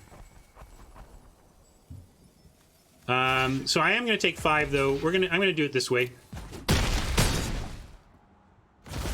Because if we let the spider go, then the seer just starts getting through, too. Whereas we actually have draws that can get us out of this 5/5 before we're dead.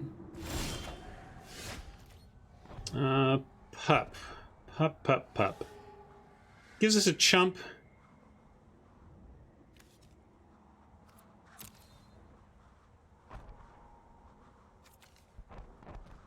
Yeah, I'm gonna go, I'm gonna play the pup and chump for a turn, and then add the Loaming Shaman, and then we have enough for the squad captain without having to give up our spider. That's what really I'm trying to do here, is navigate this game without losing our spider.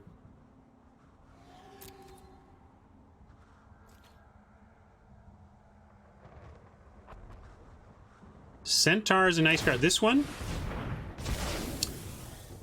I don't know. I think I described my feelings on this card during the draft pretty well, which is that about 75% of the time, it's not zero. It's not black and white such that it does nothing 75% of the time and is amazing 25% of the time. But the times when it is often a 3/2 for 3, which is well below rate at this point of terms of being happy with. We try very hard not to play vanilla 3/2s for 3. Well, this gives us even a way to potentially survive. Boy, let's see. Well, we're gonna start here rather than leave up the invocation.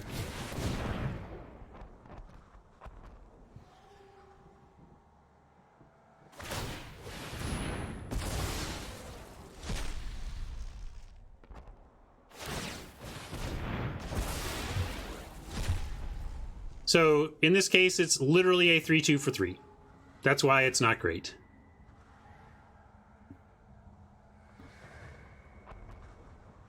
Well, like I was saying, the problem is it's not really fair to call its ETB useful or not useful, right? Like, it has a range of usefulness, and that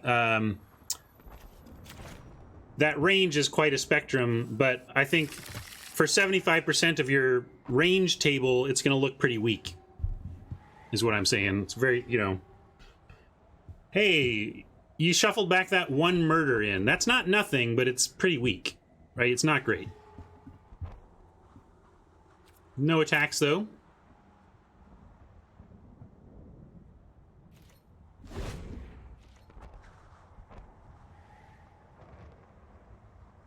Yeah, Skeptical Hat is talking about Loaming Shaman performing at the upper end of that scale.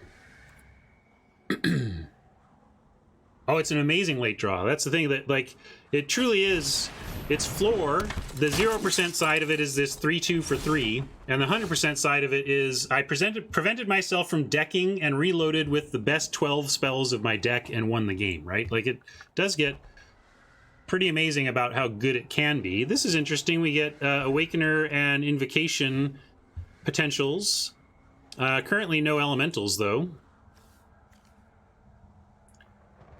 Worth noting that our play did hold them back from attacking, so that's nice. I guess, though, we just go with the Aeronaut here, and then maybe the Aeronaut... Oh, this might be Bone to Ash. I didn't really pay attention to what Oppo was doing, but we could get snapped off here. Could just be the Moreland Inquisitor pause, but...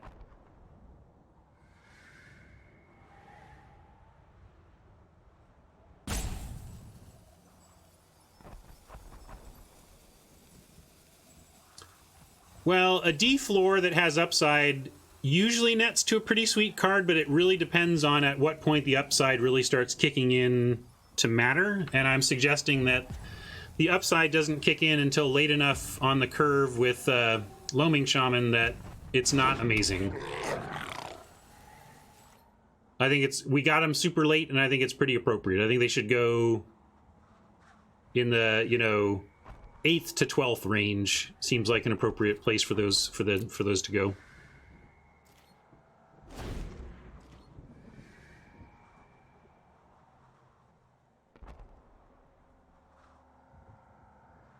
Yeah, Awakener is not going to be great here, but eventually maybe they chump with it or something.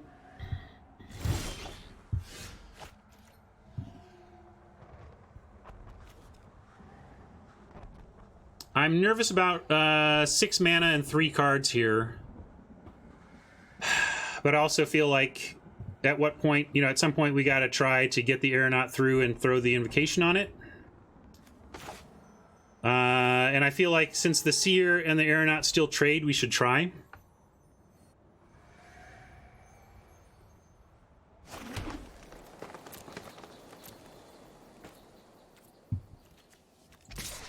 So we're going to try.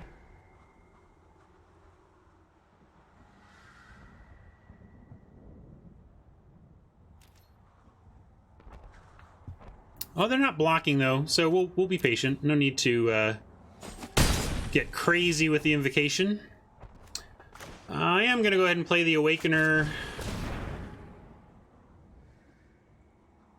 I mean, it's not really doing anything here, but we don't really have looting or anything, so maybe it does something later.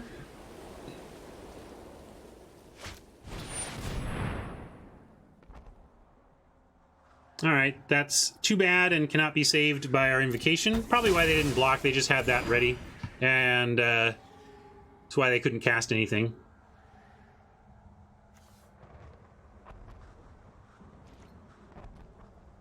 Yeah, we rare drafted Awakener and I wasn't planning to play it. This was our pack 1 pick 1 for gems, and then we just ended up with enough elementals and enough pump going on to actually make this playable. But in the abstract, I do like Loaming Shaman better than the Awakener, yeah.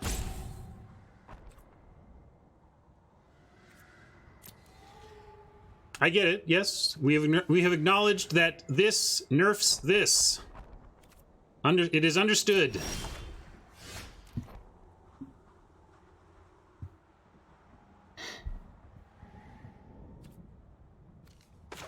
Scoop? You mean Oppo should scoop? I think so, you're right. Oppo should scoop.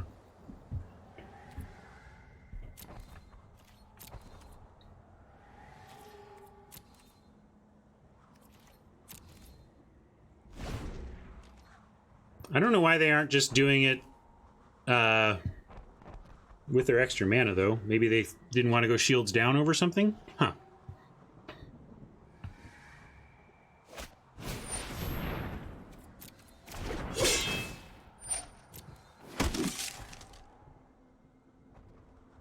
Oh my goodness, yeah, the this guy would be big trouble right now. Oh, they think they have a block, but we're going to try our invocation here, I think. What do we want it on? Actually, probably just the Awakener to actually make it relevant. Or the Spider to make it block bigger? No, I like Awakener to spread it out and make it relevant. Because then they'll spend their... well, they don't need to... If we block that way, they don't need to spend their pump on it. Maybe I'll double block to trouble is they put the wolf first, they actually get it. I think they're just setting up for the Moorland, so I'm going to go ahead and block like this.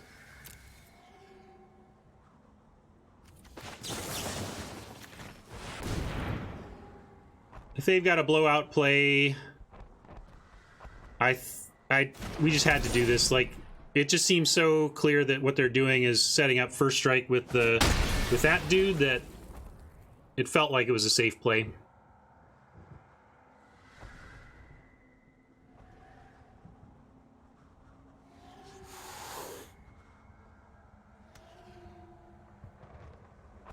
How are we winning this game? Drawing good cards and casting them. No, it's fair to ask what our plan is, but I mean, right now we're just trying to hold the ground. I mean, the value of planning is to play to your outs so that you can, and we can think about it, but the bottom line is we need to draw something that's not a land. And so we're so at the mercy of the top of our deck. My mind's not even plugged into what our win plan is, because we need other pieces. No matter what, we need other pieces. So we are going to wait for a piece to come along and then try to understand, okay, given that we've drawn this, now what's our plan? Right now we don't have a plan to win, because this deck, this situation doesn't beat this. So let's wait until we actually get what our tool is in this case before worrying too much about what our plan is. But it's ultimately going to be like draw growth cycle, draw season of growth, and then draw things that target and outdraw them. And it's a little scary, but I also don't know what else we can do besides block like so. What could it be from them if it's, we just put everything on. They would kill the spider, but it probably gets around, you know, most of what they could do. Yeah, any pump spell kind of messes it up, but we could try and put more on. But I think we just have to... Hopefully any pump... Do we just lose to pump? Are we just dead here if we make this block and they have the trick? Is this just good game because they drew something? We can't take the damage. The only thing we can do here is do this block, add in the 2/2 if we think that it might be 2/2 based pump. Is there a +2? Yeah, there's a +2/+2 pump spell, right? That's the one thing we could do, is play around a +2/+2 pump spell by throwing the wolf on, and it's not a big deal. And Vapor can suggest just chumping with the wolf token, and that's the other play, basically. I still don't remember, Fiddles. Let's put the wolf on in case it's a simple +2/+2.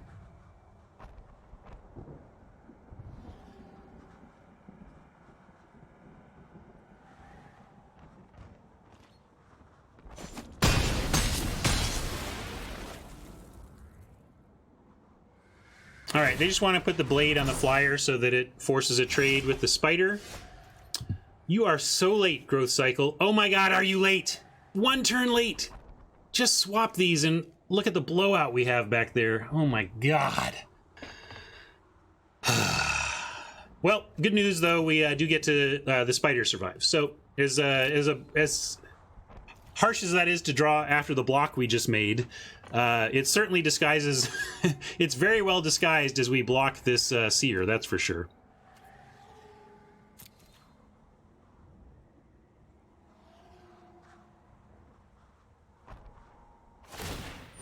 Ancestral Blade is going to continue eating through our cards. I don't necessarily agree. We have very large creatures hiding in our deck somewhere, and all it takes is a reasonably big body, and the blade becomes basically irrelevant. So the Ancestral Blade is very beatable if we just get a little bit of our action.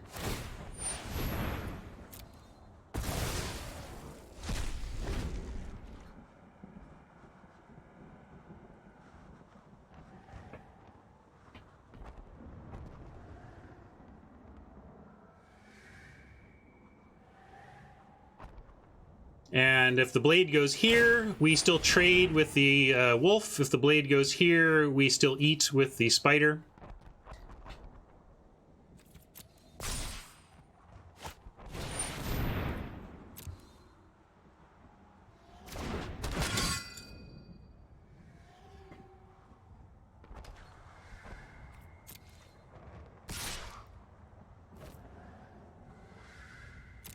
This is just a pretty easy trade with the wolf. I'm not going to use growth cycle here even. We're going to continue to try and save our spider. Doesn't have first strike or anything, right? Yeah, it's fine.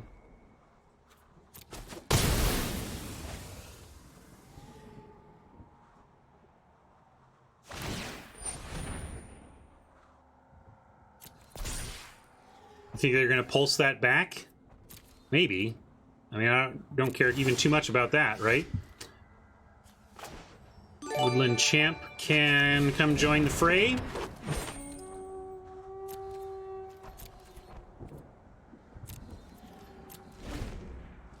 So again, like, I guess I'm really not worried about how we're going to win, because we're just so at the mercy of the top of our deck that what I'm trying to do right now is just not die and hope that the pieces come off the top of our library to suggest a path to victory.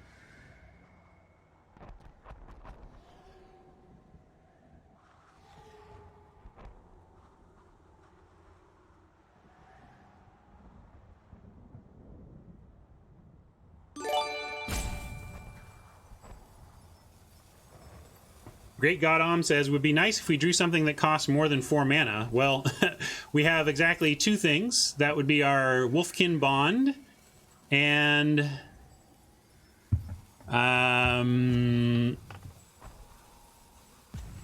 Overcome.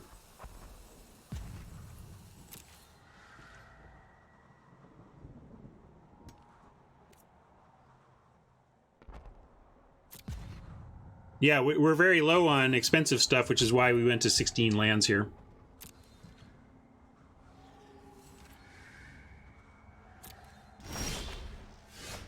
Yeah. But again, we're not even flooded. We have 9 lands halfway through our library. We're right on track. It's just, we just want all of our lands to be at the bottom right now. What I'd love to see off the top really is a Season of Growth that turns this into a cantrip and turns future ones into cantrips. Unfortunately, we're going to now get the Season of Growth because I'm totally using the growth cycle for the Netcaster Spider.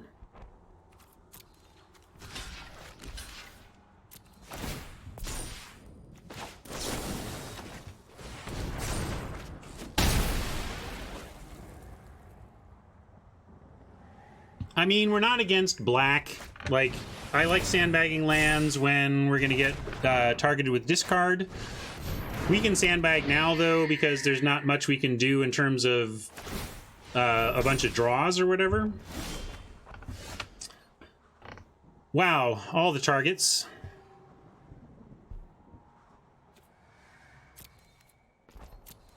Instant, though, right? Yeah, okay. Good.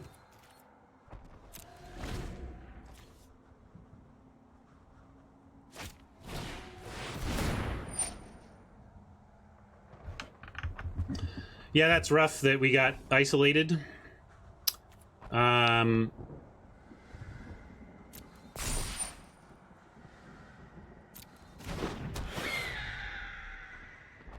Might need to destroy the knight.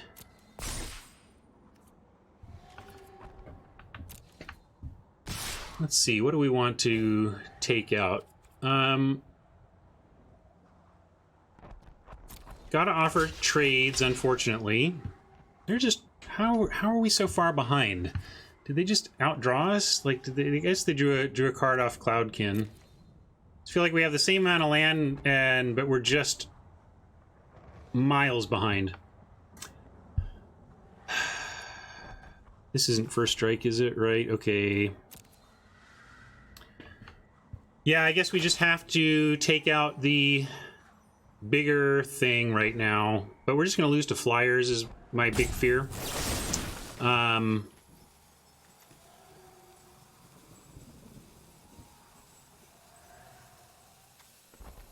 Yeah, Wolfkin Bond might do it. Maybe we need to do the...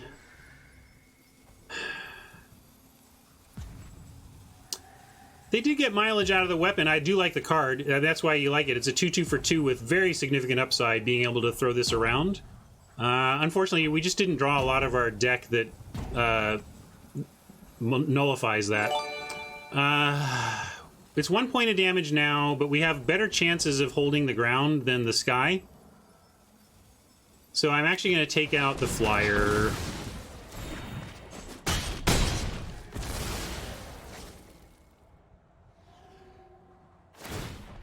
We have more plummets, right? Do we have more?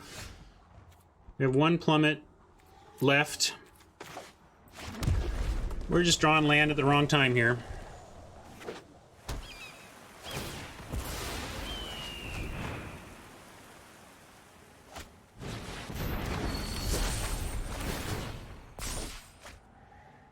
I don't think we have outs now. I think that kind of put it away for Oppo.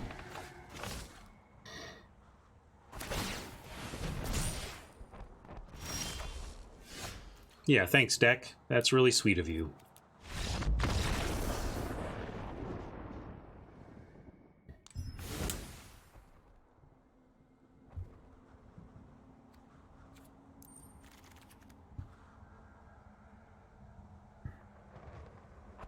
I think I like going back with this, though.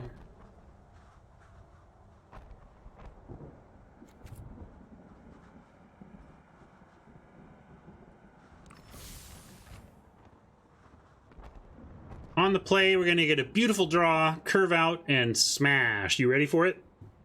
I'm ready for it. These have been some long matches. Maybe I'm playing slow, but it's also just been some grindy games, I think. Metal Birdie is actually worth considering. You're right. It's obviously, this is game 3, so it's not going to matter this match, but we'll keep that in mind next time. If we're facing a bunch of Cloudkin Seers, we can totally bring in First Strike Birdie.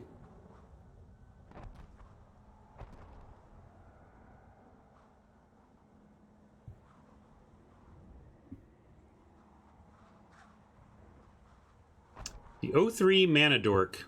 Well, you know me, Fought Fools. I'm gem grinding, so I'd be taking the rare there. Especially for something as not amazing as the Mana Dork. He's fine. It's fine.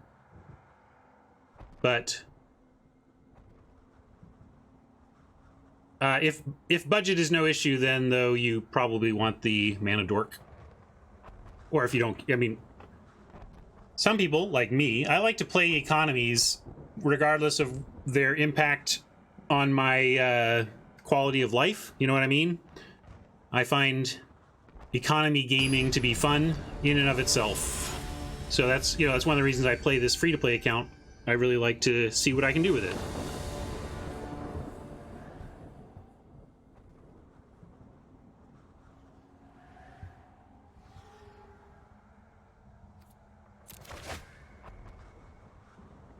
All right, we'll keep it.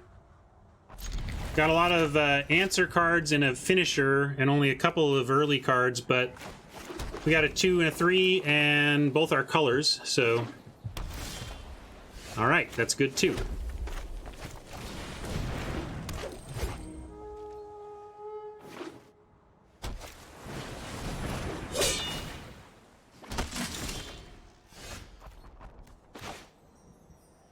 Overgrowth Elemental.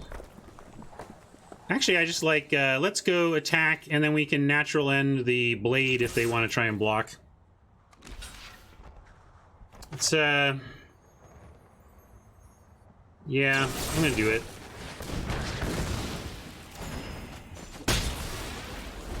We might want to have this later for something else. We also might shuffle it back with our sweet 3-2 for 3.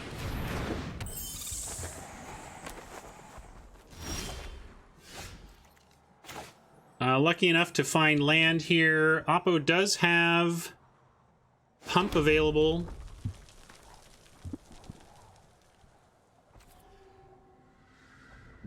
We can't two-spell this turn.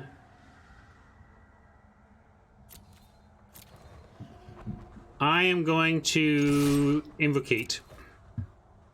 Unless they don't block. They might not block.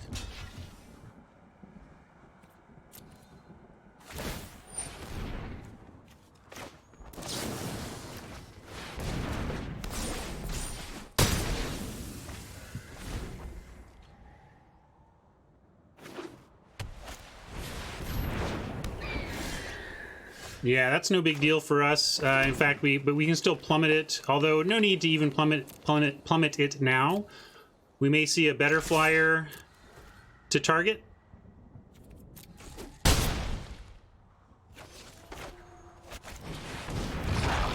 If we don't do it now, we do let them have like Convolute mana up or whatever. But I'm fine with that. If they want to leave Convolute up here, we're going to win this game. Yes, there is a mathematical difference of the EV of gem drafting in best of 1 and best of 3, and exactly where it falls depends on your win rate, but they're pretty close from a cost per games of limited standpoint. They are not quite as close, you know, in terms of certain other aspects, but they are pretty good in that way. That's a bummer. I thought we were going to really put them away with an overcome. But they had the pacifism. Again, though, it's not really a 2-for-1. We got our man with the feral invocation. We got our bird.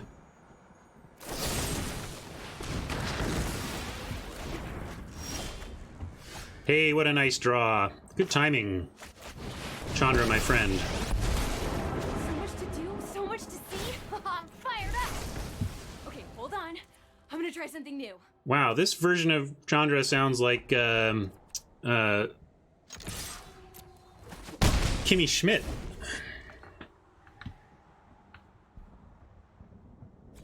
She's just excited to be out of the hole and throwing fire around.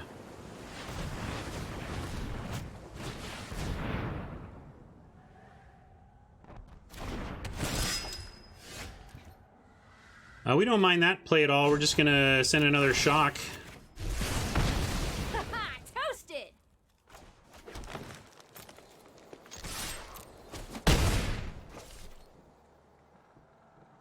I don't even want to think about that.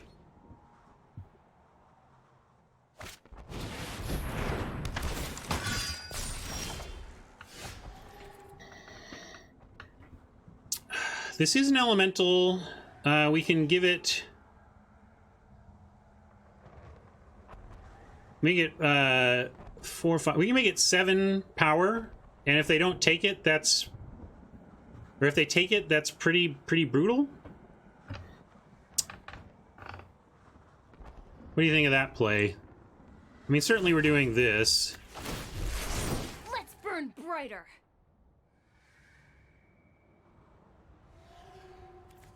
Overcome now. Yeah, I'm gonna do it.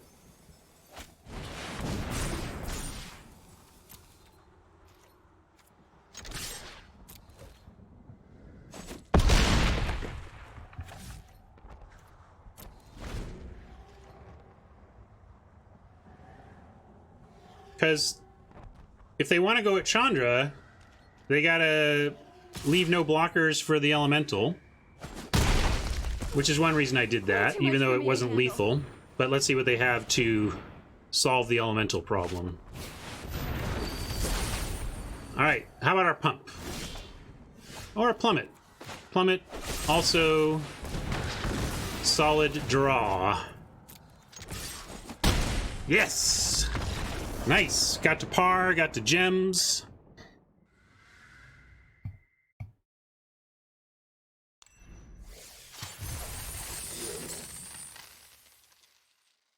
XP and gold, it's all raining on us.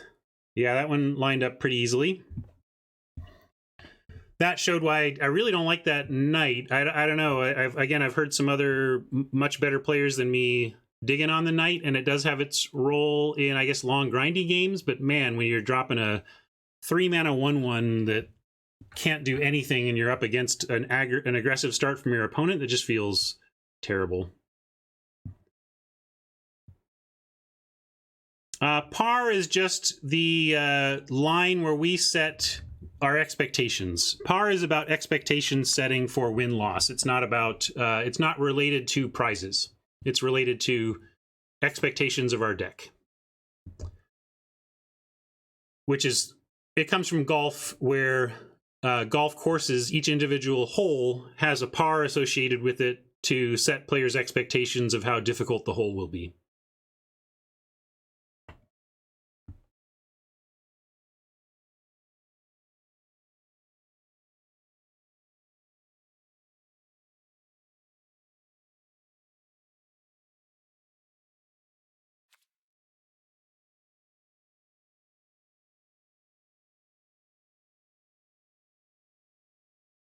Sorry, I want to see what Valhalla's Chosen has said here. Last week I installed, here I'll go into Soapbox for a second as we chat between rounds. Last week I installed MTGA Tracker. I use that, finally. Since then, I feel like my win rate has been pretty poor. I also quit out of games pretty often if it's just free play constructed. If I want to start playing more seriously and track my win percentage better, should I wipe the data I have or let it ride and see how it corrects itself? I think if you're trying to do serious science and want to track that stuff for real, then you should reset. Let me go into, since this is a question about MTGA Tracker, I will show people what it does and what you're talking about. This is MTGA Tracker for me here, and here I'll put it. But it has it shows things like total session, we're 4-2, total overall 1,323, 959, and this is where we get into what Brian is talking about.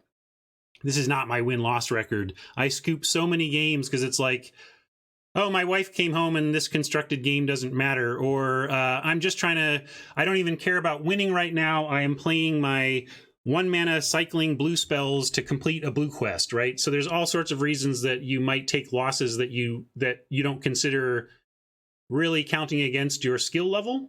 And so Brian is suggesting that maybe he's supposed to go into like history. Oh, and look at this. This is cool, huh? Like you can, it actually shows you a game history. Like you could grab this and email it to somebody and say, check out this amazing game I had, you know, which I like a lot, but I don't know how you reset. Let's see. Settings. Maybe there's a reset in settings. Clear game history events. So yeah, if you wanted to start over, you can clear game history events. You can also, what I wish it did was separate the different queues. Like I wish it just showed you how you were doing in best of 1 limited, best of 3 limited, play queue, ladder, ranked queue, that kind of thing. Then that would be useful and you wouldn't have to reset it. But if you want to, if you want to do it, also, you can probably locate your output log and delete games that you don't want counted. I don't know. That seems a little crazy at that point. But anyway, that's MTGA Tracker, and that's what Brian's talking about. And yeah, if you want to get scientific and serious and play every game out as though it's the Pro Tour to get a better sense of your progress as a player, you could totally do that.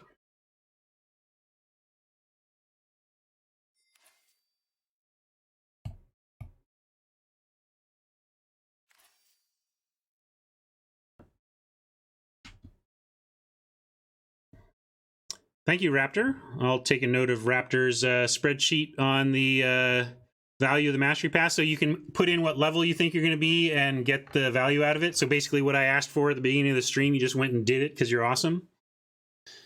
Raptor's awesome.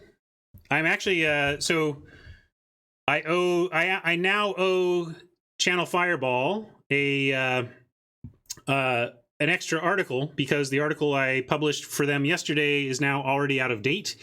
And Raptor just gave me a tool that I hope to be able to cite in my new article and let people use that, if that's cool with you, Raptor.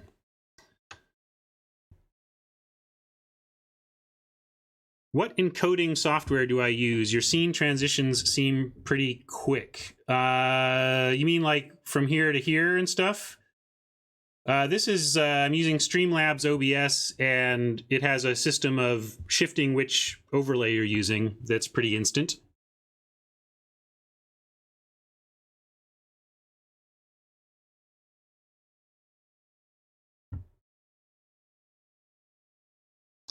Both the bots respond. Well, that's all right.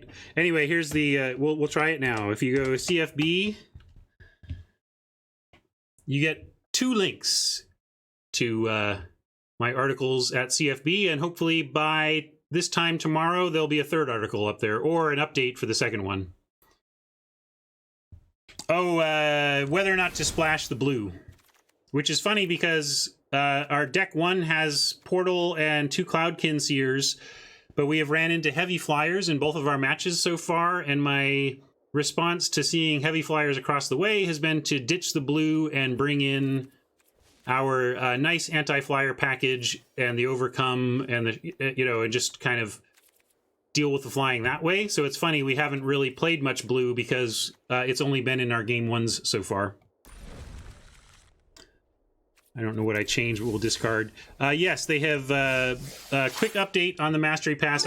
You can go back to the VOD to see a longer discussion of it, but the TLDV DW is that they have removed XP generation from daily wins and have reintroduced weekly wins, and now XP is tied to weekly wins, such that players who were not getting great value out of the pass due to not playing every day or only playing on the weekends now can get solid value out of the pass.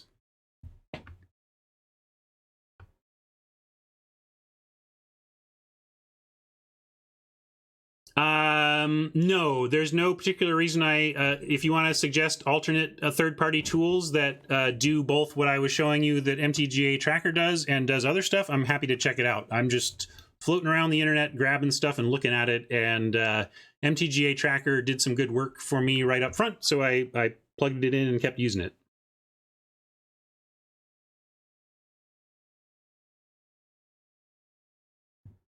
Anyway, thanks for your patience. For those of you waiting for me to play again, we're playing again. Let's get back in.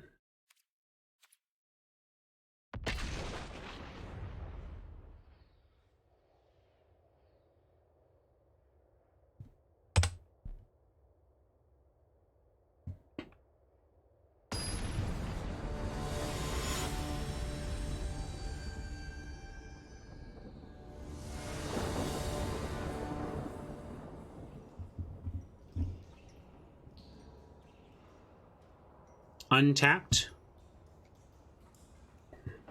MTG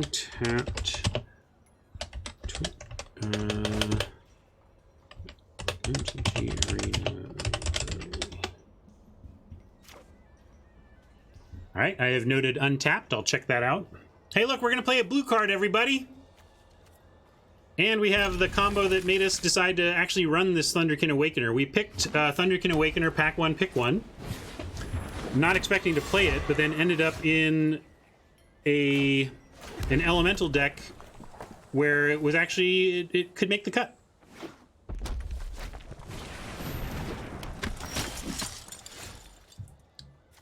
It doesn't have a good play here, though. Good attack, that is. And we're going to take 4. Looks like Oppo's got a nice aggro start. Don't know if we're going to be able to do much portaling. We might just need to drop the Seer and try to trade with the Pegasus, which we want to do anyway because the Awakener gets it back. That's pretty rough, and definitely need to get the Seer online and try to trade with the Pegasus.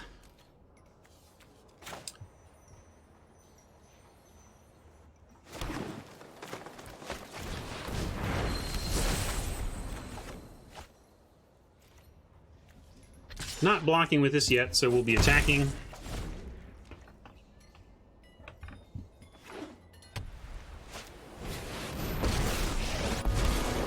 Ready? I'm ready. Let's do this. Whoosh. Unfortunate, but we do get it back next turn. We just might be dead is the problem.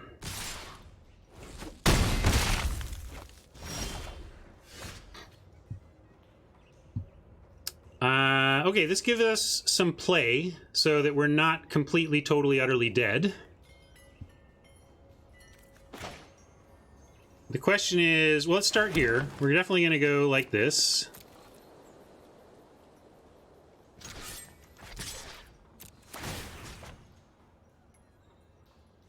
So, now that here we have the question, are we waiting, are we putting Invocation on something here, or just Brawling and then putting Invocation on Brawler and taking one more attack and going to Yikes 2?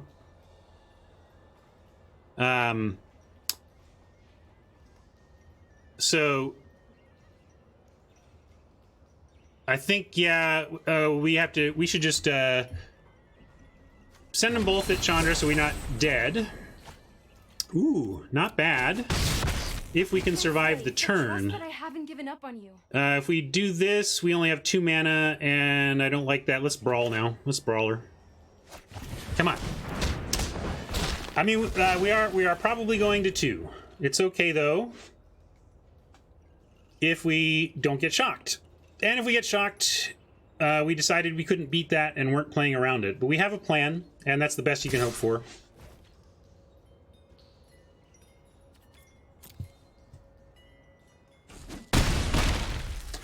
We don't know if it's useful yet. This is my first try with it, and we're doing it because we have Wolfkin Bond, among other things, and Cloudkin Seers that we want to bounce back, that kind of thing.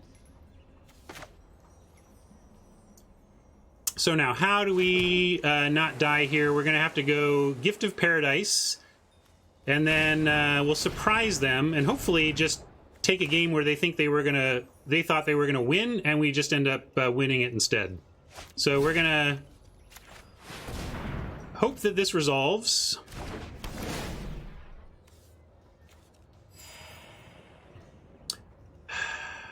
I do like, let's go ahead and attack with the Awakener.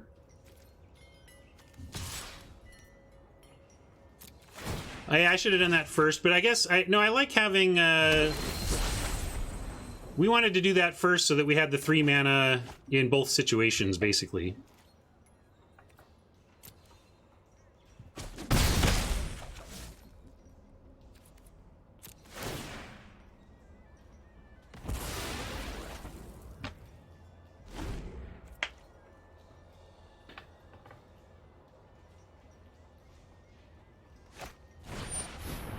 Woof. Well, that doesn't help.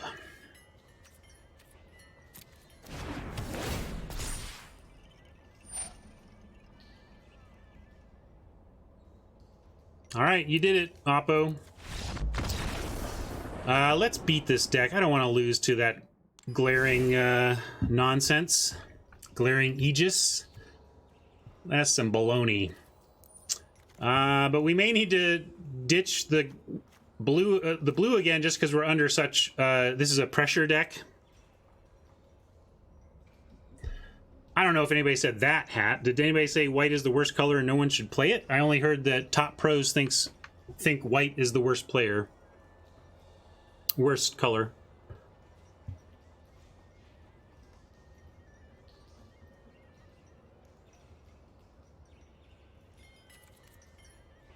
So...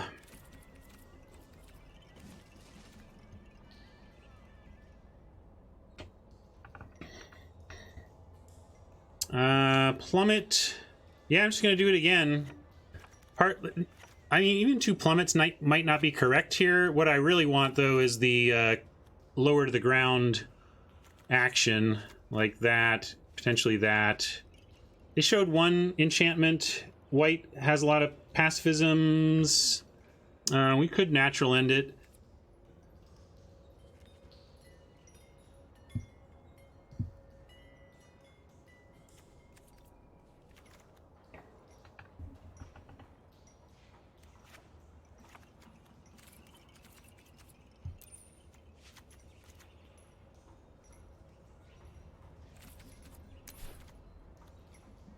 Although at this point, let's go 8/8.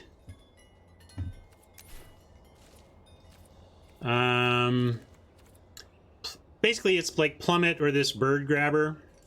I think I'm gonna keep in the bird grabber. No, I'll do the plummet. Let's do the plummet. Basically the same thing. I didn't run the overcome this time though. Yeah, I should have put in the. We'll if we can make it to game 3, we'll find a slot for that for the naturalize. I forgot the other stuff they showed. Honestly, I forget when my opponent played like 3 seconds after I start sideboarding. It's pretty bad. This is slowish, but we do have life gain here and weenie kill, so let's keep this. And if they go with the 2/1 cheap flyer, we have something for that right away.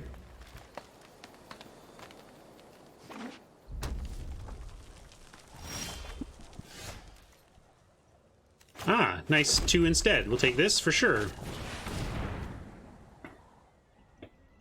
Yeah, I'm lucky if I can remember one of their colors. Usually it's like, oh yeah, they did one thing that I remember, and so I kind of remember that one color.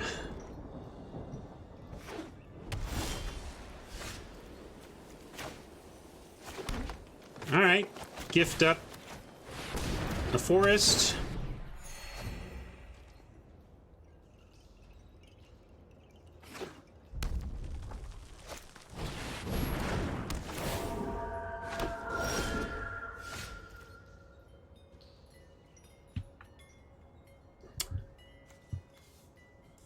There's an argument for plummet Chandra later so that we get...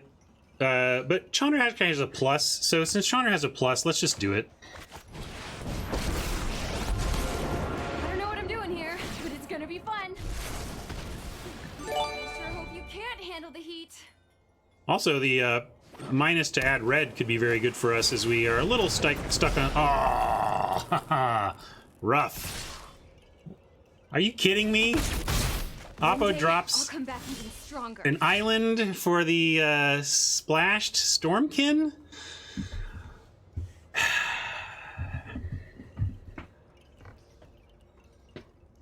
Well, we got some answers at least. I'm gonna plummet the lightning. We don't really have anything else to do this turn.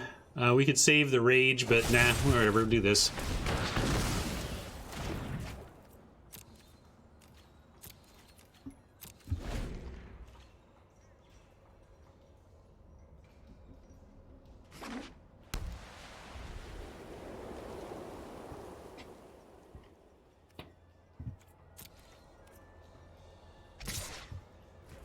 This is a little sketchy if the blue is a splash, is all I'm saying. But who knows what they are not playing. It's not like they may have better options. Alright, there's an outrage target.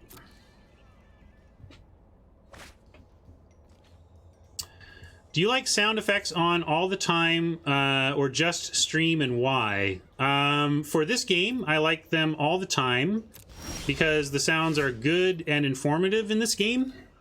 They aren't always. They don't bother me. I also... Yeah, I think there are important, reasonable audio cues that make me... And the audio doesn't make me mad, so I keep it on. Sure. Like, for example, if a Frost Lynx freezes your creature and you untap, it goes as a way to say, hey, there's something on board here that is affecting your untap. You know, like there's all sorts of little audio cues you can hear. that tell you information about what's going on in the game. Sorry, Oppo, not trying to waste your time. I'm gonna kill you while your shields are down, or kill your creature while their shields are down. What's a good ratio of auras and pump versus creatures on a normal deck? I'd say like you want about 15 creatures to about 0 pump and aura. Pump isn't unplayable. I'm pretty harsh on it, but I feel like it underperforms. It's very risky. It's very risky because you have to cast pump into open mana and cards a lot, which sets you up for reverse blowouts, which I really don't like.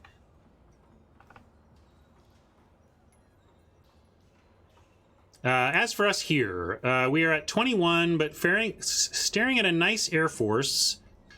However, we don't have, when we can't play these without playing this. We could just play this for the turn, but that seems weak. Taking this out might be good, but they're only at 1 card left in hand, so let's Scorch and hold back.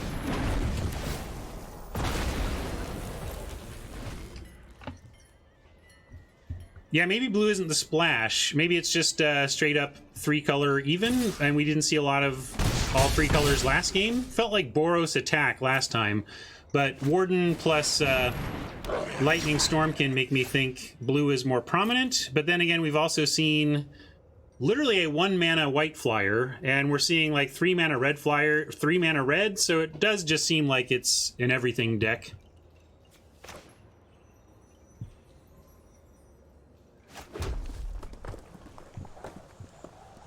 Yeah, if anything, we're running too low on creatures, and you can see the consequence, right? We finally found a creature, but we've been sitting around with stuff to augment creatures that's not been doing much. Now we're gonna have to show front like we're desperate. I guess we can go. We only get 1 of them. All right, we're gonna try Feral Invocation Plummet this turn. Invocation still just as a trade with the Digger. But I think that's the best we're going to get out of that with this creature suite, and I'm okay with it.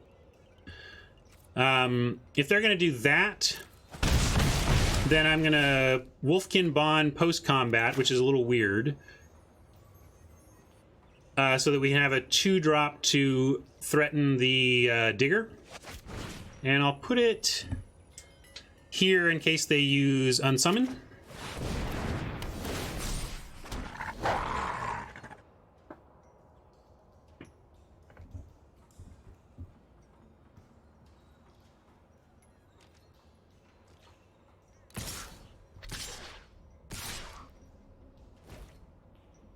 Big hit in the air right now, but good to see that the Digger put on the brakes.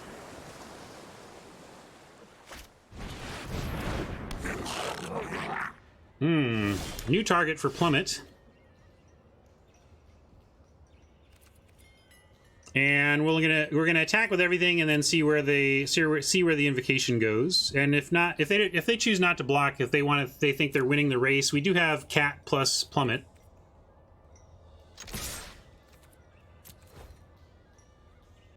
You can turn off Planeswalker dialogue specifically. So if the repetitive dialogue gets to you, that's turn-offable.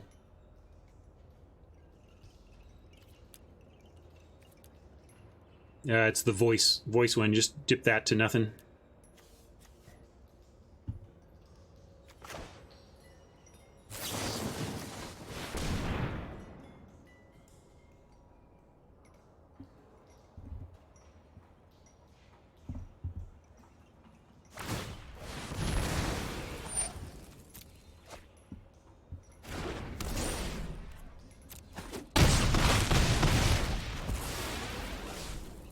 And we will plummet the aeronaut. Whether they care or not.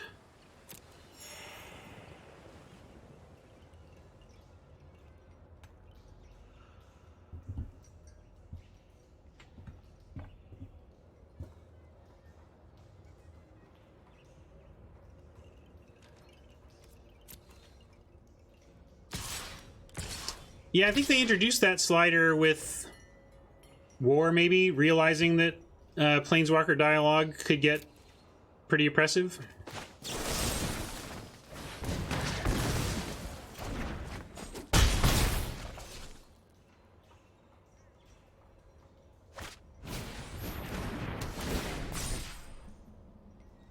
All right. It does create quite the defender. I will grant them that. So how do we win now with... It is just a bounce, and they kind of have to do it, though. So we do get 4 in else around the side. So let's go ahead and attack with everything. Oops. What is that about? I just did that on accident. Assuming they have to just bounce off the Scorcher, we're still in the race here, but I still think we need a little more help.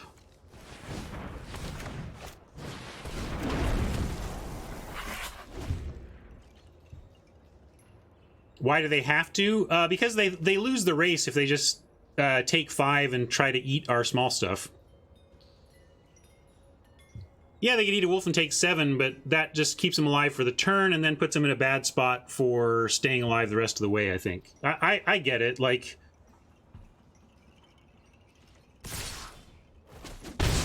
Taking 5 to prevent 2 and the future 2...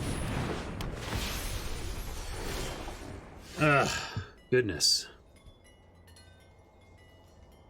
So now they're just putting lethal, and looks like they have it. 1, 2, 3, 4, 5, 6. Yeah, we can't get there. We sure enough lost to Endless Flyers from a frustratingly evenly colored deck. Not to be mean, Oppo, but I hope you lose to Color Screw soon enough, because that's what your deck deserves with those risks. But they got us. That happens. People taking high risks with mana base like that are just taking high risk, high gain strategies that that when they work, they seem great. Like when you get all your colors, it's just like you're playing all this powerful stuff. But when you do that, you are just giving up a certain amount of percentage to color loss. But GG, Oppo. I like to assume that my opponents all come back and say hello or watch the video later, so I don't want to be super rude or anything. Also don't know how they ended up there. I've certainly ended up with far, far, far, far worse decks, or more troubling decks than Oppo had, so I'm not trying to bash on Oppo. Just high risk.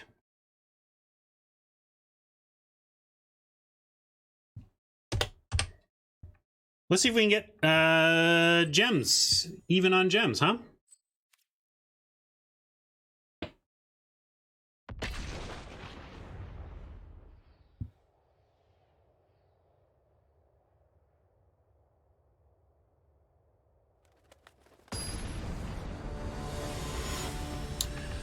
Murder versus Bag. At this point, I'm taking Bag over Murder. It's especially for free-to-play, where rare drafting matters more to us. And it's guaranteed to 100% to make every single deck and to be a B-level card in that deck. It's hard to pass 100% chance at a B-level card. Oh, boy, do we need some red here, but we're going to give this a shot. I'm going to keep this.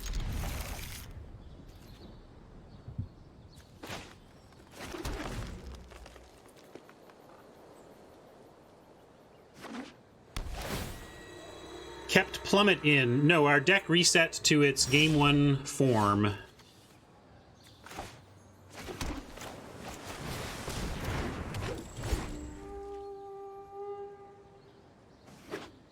Land, land, land, land, land. How about mountain? Mountain? Mountain? No mountain. We do have a play at least, but boy, did we want a mountain.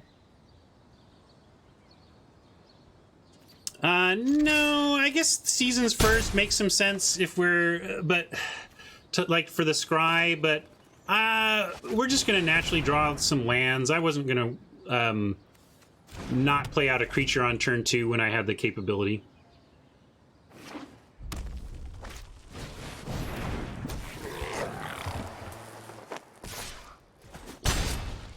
Yes, DJ, I completely agree with what DJ is saying, and I hope that you heard me acknowledge that after the fact, that that I have both drafted worse decks, and there could be absolutely great drafting reasons that Oppo ended up so split on mana like that. Sometimes it doesn't go exactly the way you need, and you do what you gotta do.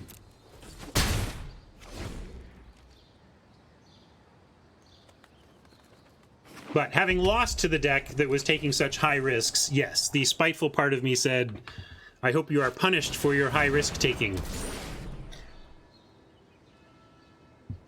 Meanwhile, I'm being punished for my high risk taking of keeping a 2-lander with no red, but let's see if we can get out of this. Any land now would be fantastic because we can at least drop an elemental. But red is obviously where we want to be. I really don't want to lose to this, folks. It would be, you might say, infuriating.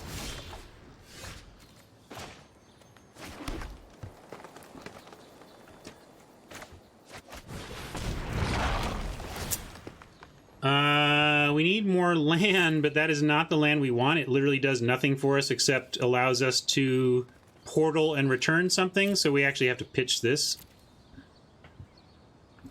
And we're going to say no attacks. And I think we got a double. Obviously, they're showing serious tricks. Maybe they have a third. Maybe they did this because they have more tricks in the bag. But we're going to make them use it here and then try and survive somewhere else. I mean, we can't not do this block. We just can't not. All right. Well, now maybe we can stabilize with a little help off the top. That's not exactly what we were looking for off the top, but I'll take it. Gives us a scry here. And sadly, I'm going to keep pitching the forest. We just can't... We're not getting where we need to get on forests.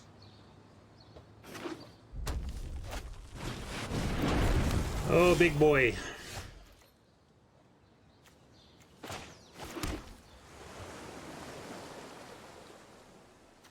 And that's real rough. We really needed a mountain there. I mean, we have 2 islands in the deck.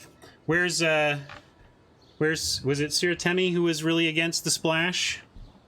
Siratemi's like, see?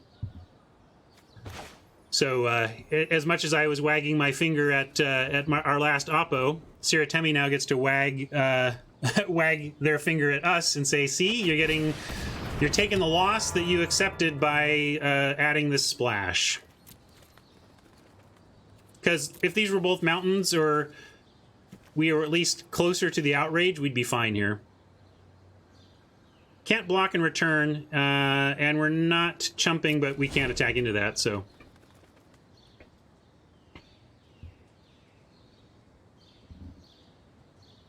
It's only fair, right? The magic gods are nothing if not comical.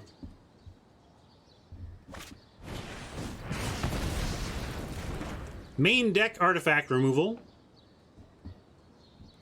This is a fine... I don't mean to say that, like, oh my god. I'm just saying they had it.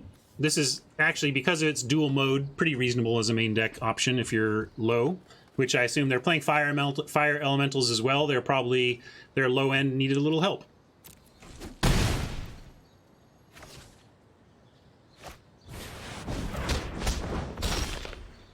That might not have been bad for us, but that is... Now we're close to dead, but at least we can go here. If this is a blank and they draw a blank...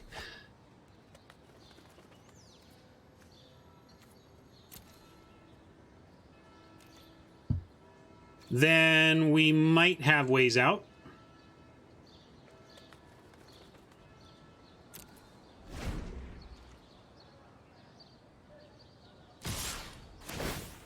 Oh, I forgot the elemental was an elemental. You'd understand how that happens, huh? Yeah, then we're pretty much dead. I was thinking we could trade for the fire elemental and then try to find an answer to the brawler, but this basically kills us. I thought this was going to be a 3-4.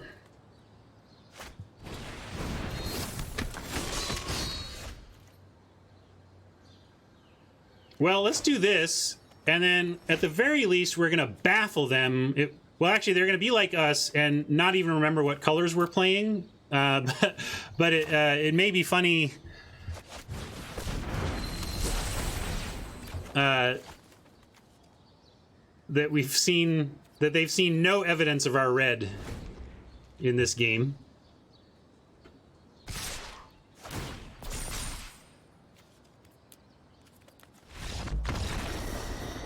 All right, red, white, questionable aggro. Let's beat this. Come on, I want to beat this. Let's beat this.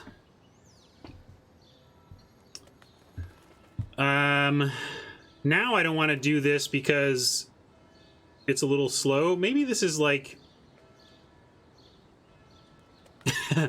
Look, I'm not saying it wasn't obvious that the fire elemental is an elemental. I'm saying I didn't know. There's a big difference between those two things.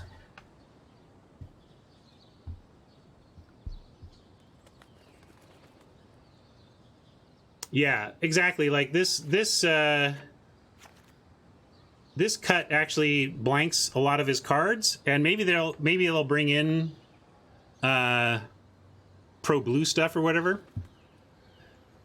I don't know if there's pro blue in those colors, actually, never mind. But I do like, once again, ditching our blue. I think after this, if we win this match, I'm going to go and take blue out of the deck. I'm going to listen to Siratemi. And we'll fill this out, though. We didn't see... They showed white, so I'm kind of inclined to run a plummet, but let me know what you think of that. Maybe we just need to get low, though. Overcome. It's kind of a have to play in this... Oh, we get to add lands, though. Oh, no, wait. We want to add... I'm going to do it like this. That's 41 anyway, so we can take out the overcome if we want to do the 16, which I think we do. Do we want the plummet? There's the plummet. We didn't see anything for the plummet yet. And they're heavy red, which has the dragon, and light white, which has flyers. But I'm going to do this.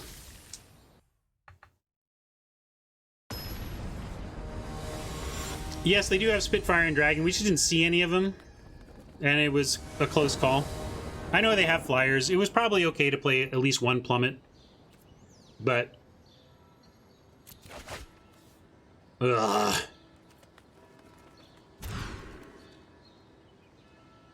This looks okay.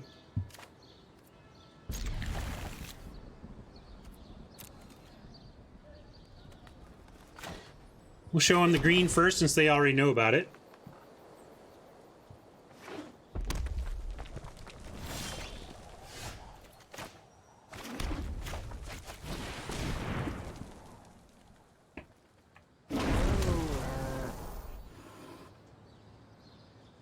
Shocking.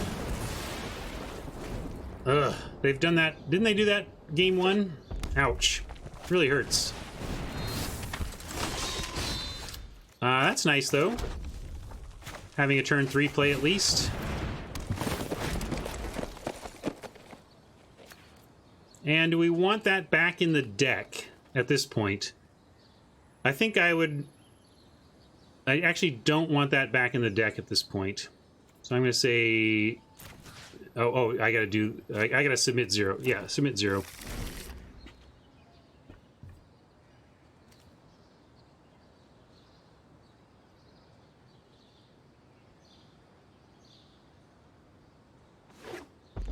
Yeah, turn 3 play a 4/4 would have been super nice. We didn't get there, though. They had the shock. I'm going to try and race for now. See what else they've got. Oh, that's unfortunate for us that we didn't get anything else to cast. Now maybe we have to stay back and try and eat it and then fight. Drat.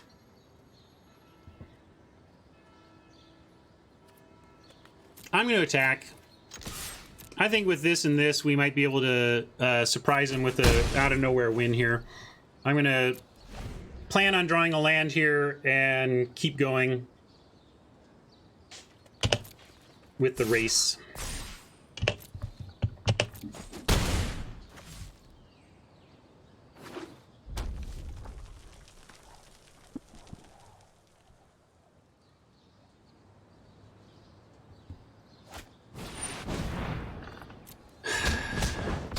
Come on, land.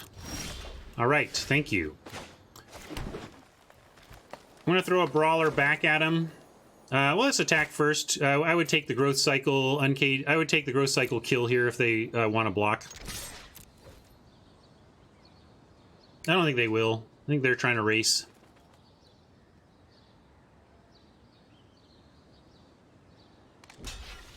No, they want to trade. Okay. I'm going to do the growth cycle. We have another one of those that could still tie in with the Uncaged Fury, and the Fury can still... The Fury is the thing that leaps out and gets the win out of nowhere. So let's do this. Love taking down a Brawler, though. That thing's a beast. Unfortunately, we didn't deal any damage this turn, so they get to crack back to 11. Depending on what they have as a follow-up, we'll see how confident they are of the race now.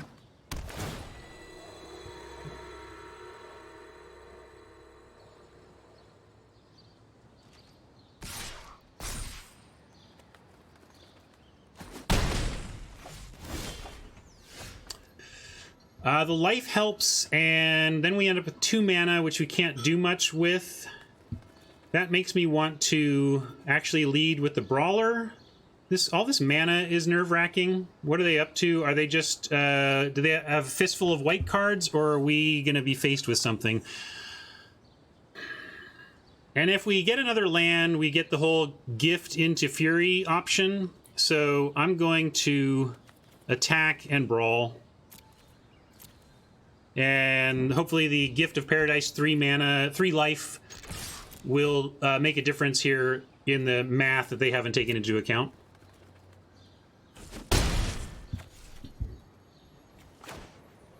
Well, we're certainly going to find out if they swing in here. And we took like 1 million giant growths from them last time. So what I'm expecting is an attack with a possible endless giant growths that we need to start doing some math on.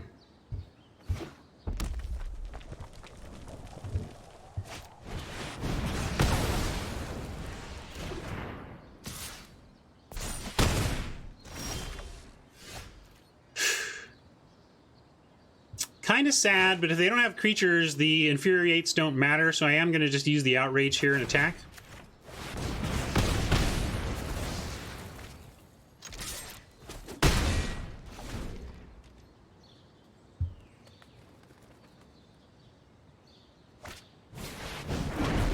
Big Elemental.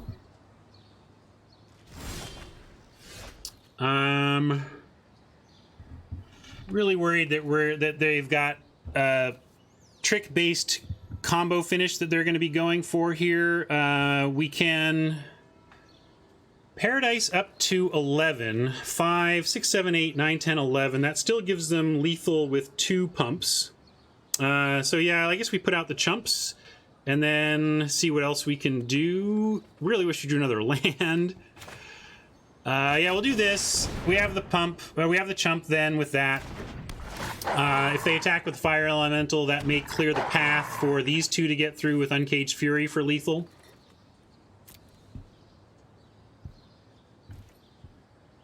The thing I don't like about the Broodstar about attacking and doing the Fury thing is that it's not trading the Fury for the Elemental, it's trading the Fury and the Shaman for the Elemental. Oh, well, that's good, and they might have us here if they've got the 2 pumps. Wow. It's going to be infuriating, but I'm going to keep my cool. I'm going to keep my cool. Oppo did a high-risk, high-gain strategy. I think largely we wreck decks like that. But what are you going to do? Sometimes you lose to bad cards, and it's a bummer. But the thing I need to remember as I start to feel a little tilt setting in, losing to stuff like that, is that it's totally viable strategy in the sense of when it works, it's amazing and it's very powerful. And I have to be happy that people are out there playing what I consider to be less successful strategies that we can use to increase our win percentage in the long term.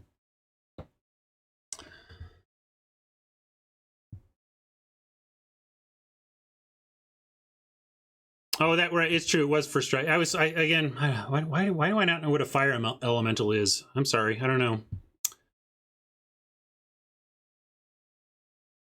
Here's a question. How do you decide whether to kill someone's mana dorks versus save removal for the big thing they are trying to ramp into? Well, it somewhat depends on the removal. Obviously, if it's a shock, you do that right away. But and it also depends on your hand. If your hand can manage the types of things that players are going to ramp into, then you can just let that happen. But I tend not to want to use my valuable removal on a mana dork. Usually only my cheap removal anyway. Because the thing is, if you're, if it's a 3 mana removal spell, are you really going to bolt the elf on turn 4 or whatever? Like, that's not a great time to do it. But yeah, if you have the cheap removal that only takes care of the small stuff anyway, then that's perfect. Oh, did we? We didn't actually claim our prize, did we? Let me go do that.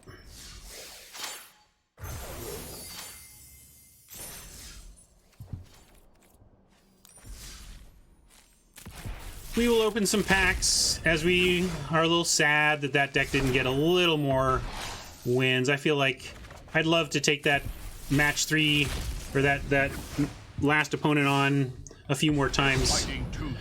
They got a nice aggro deck there in terms of being able to apply pressure, but I feel like we had the tools to win that in the long run. Optimal, was there ever a feature discussed to let you see what the bots drafted at your table? No, never. That's not something like, what's the point of that? What would that do positively for Wizards of the Coast, would be my question to you on adding a feature like that.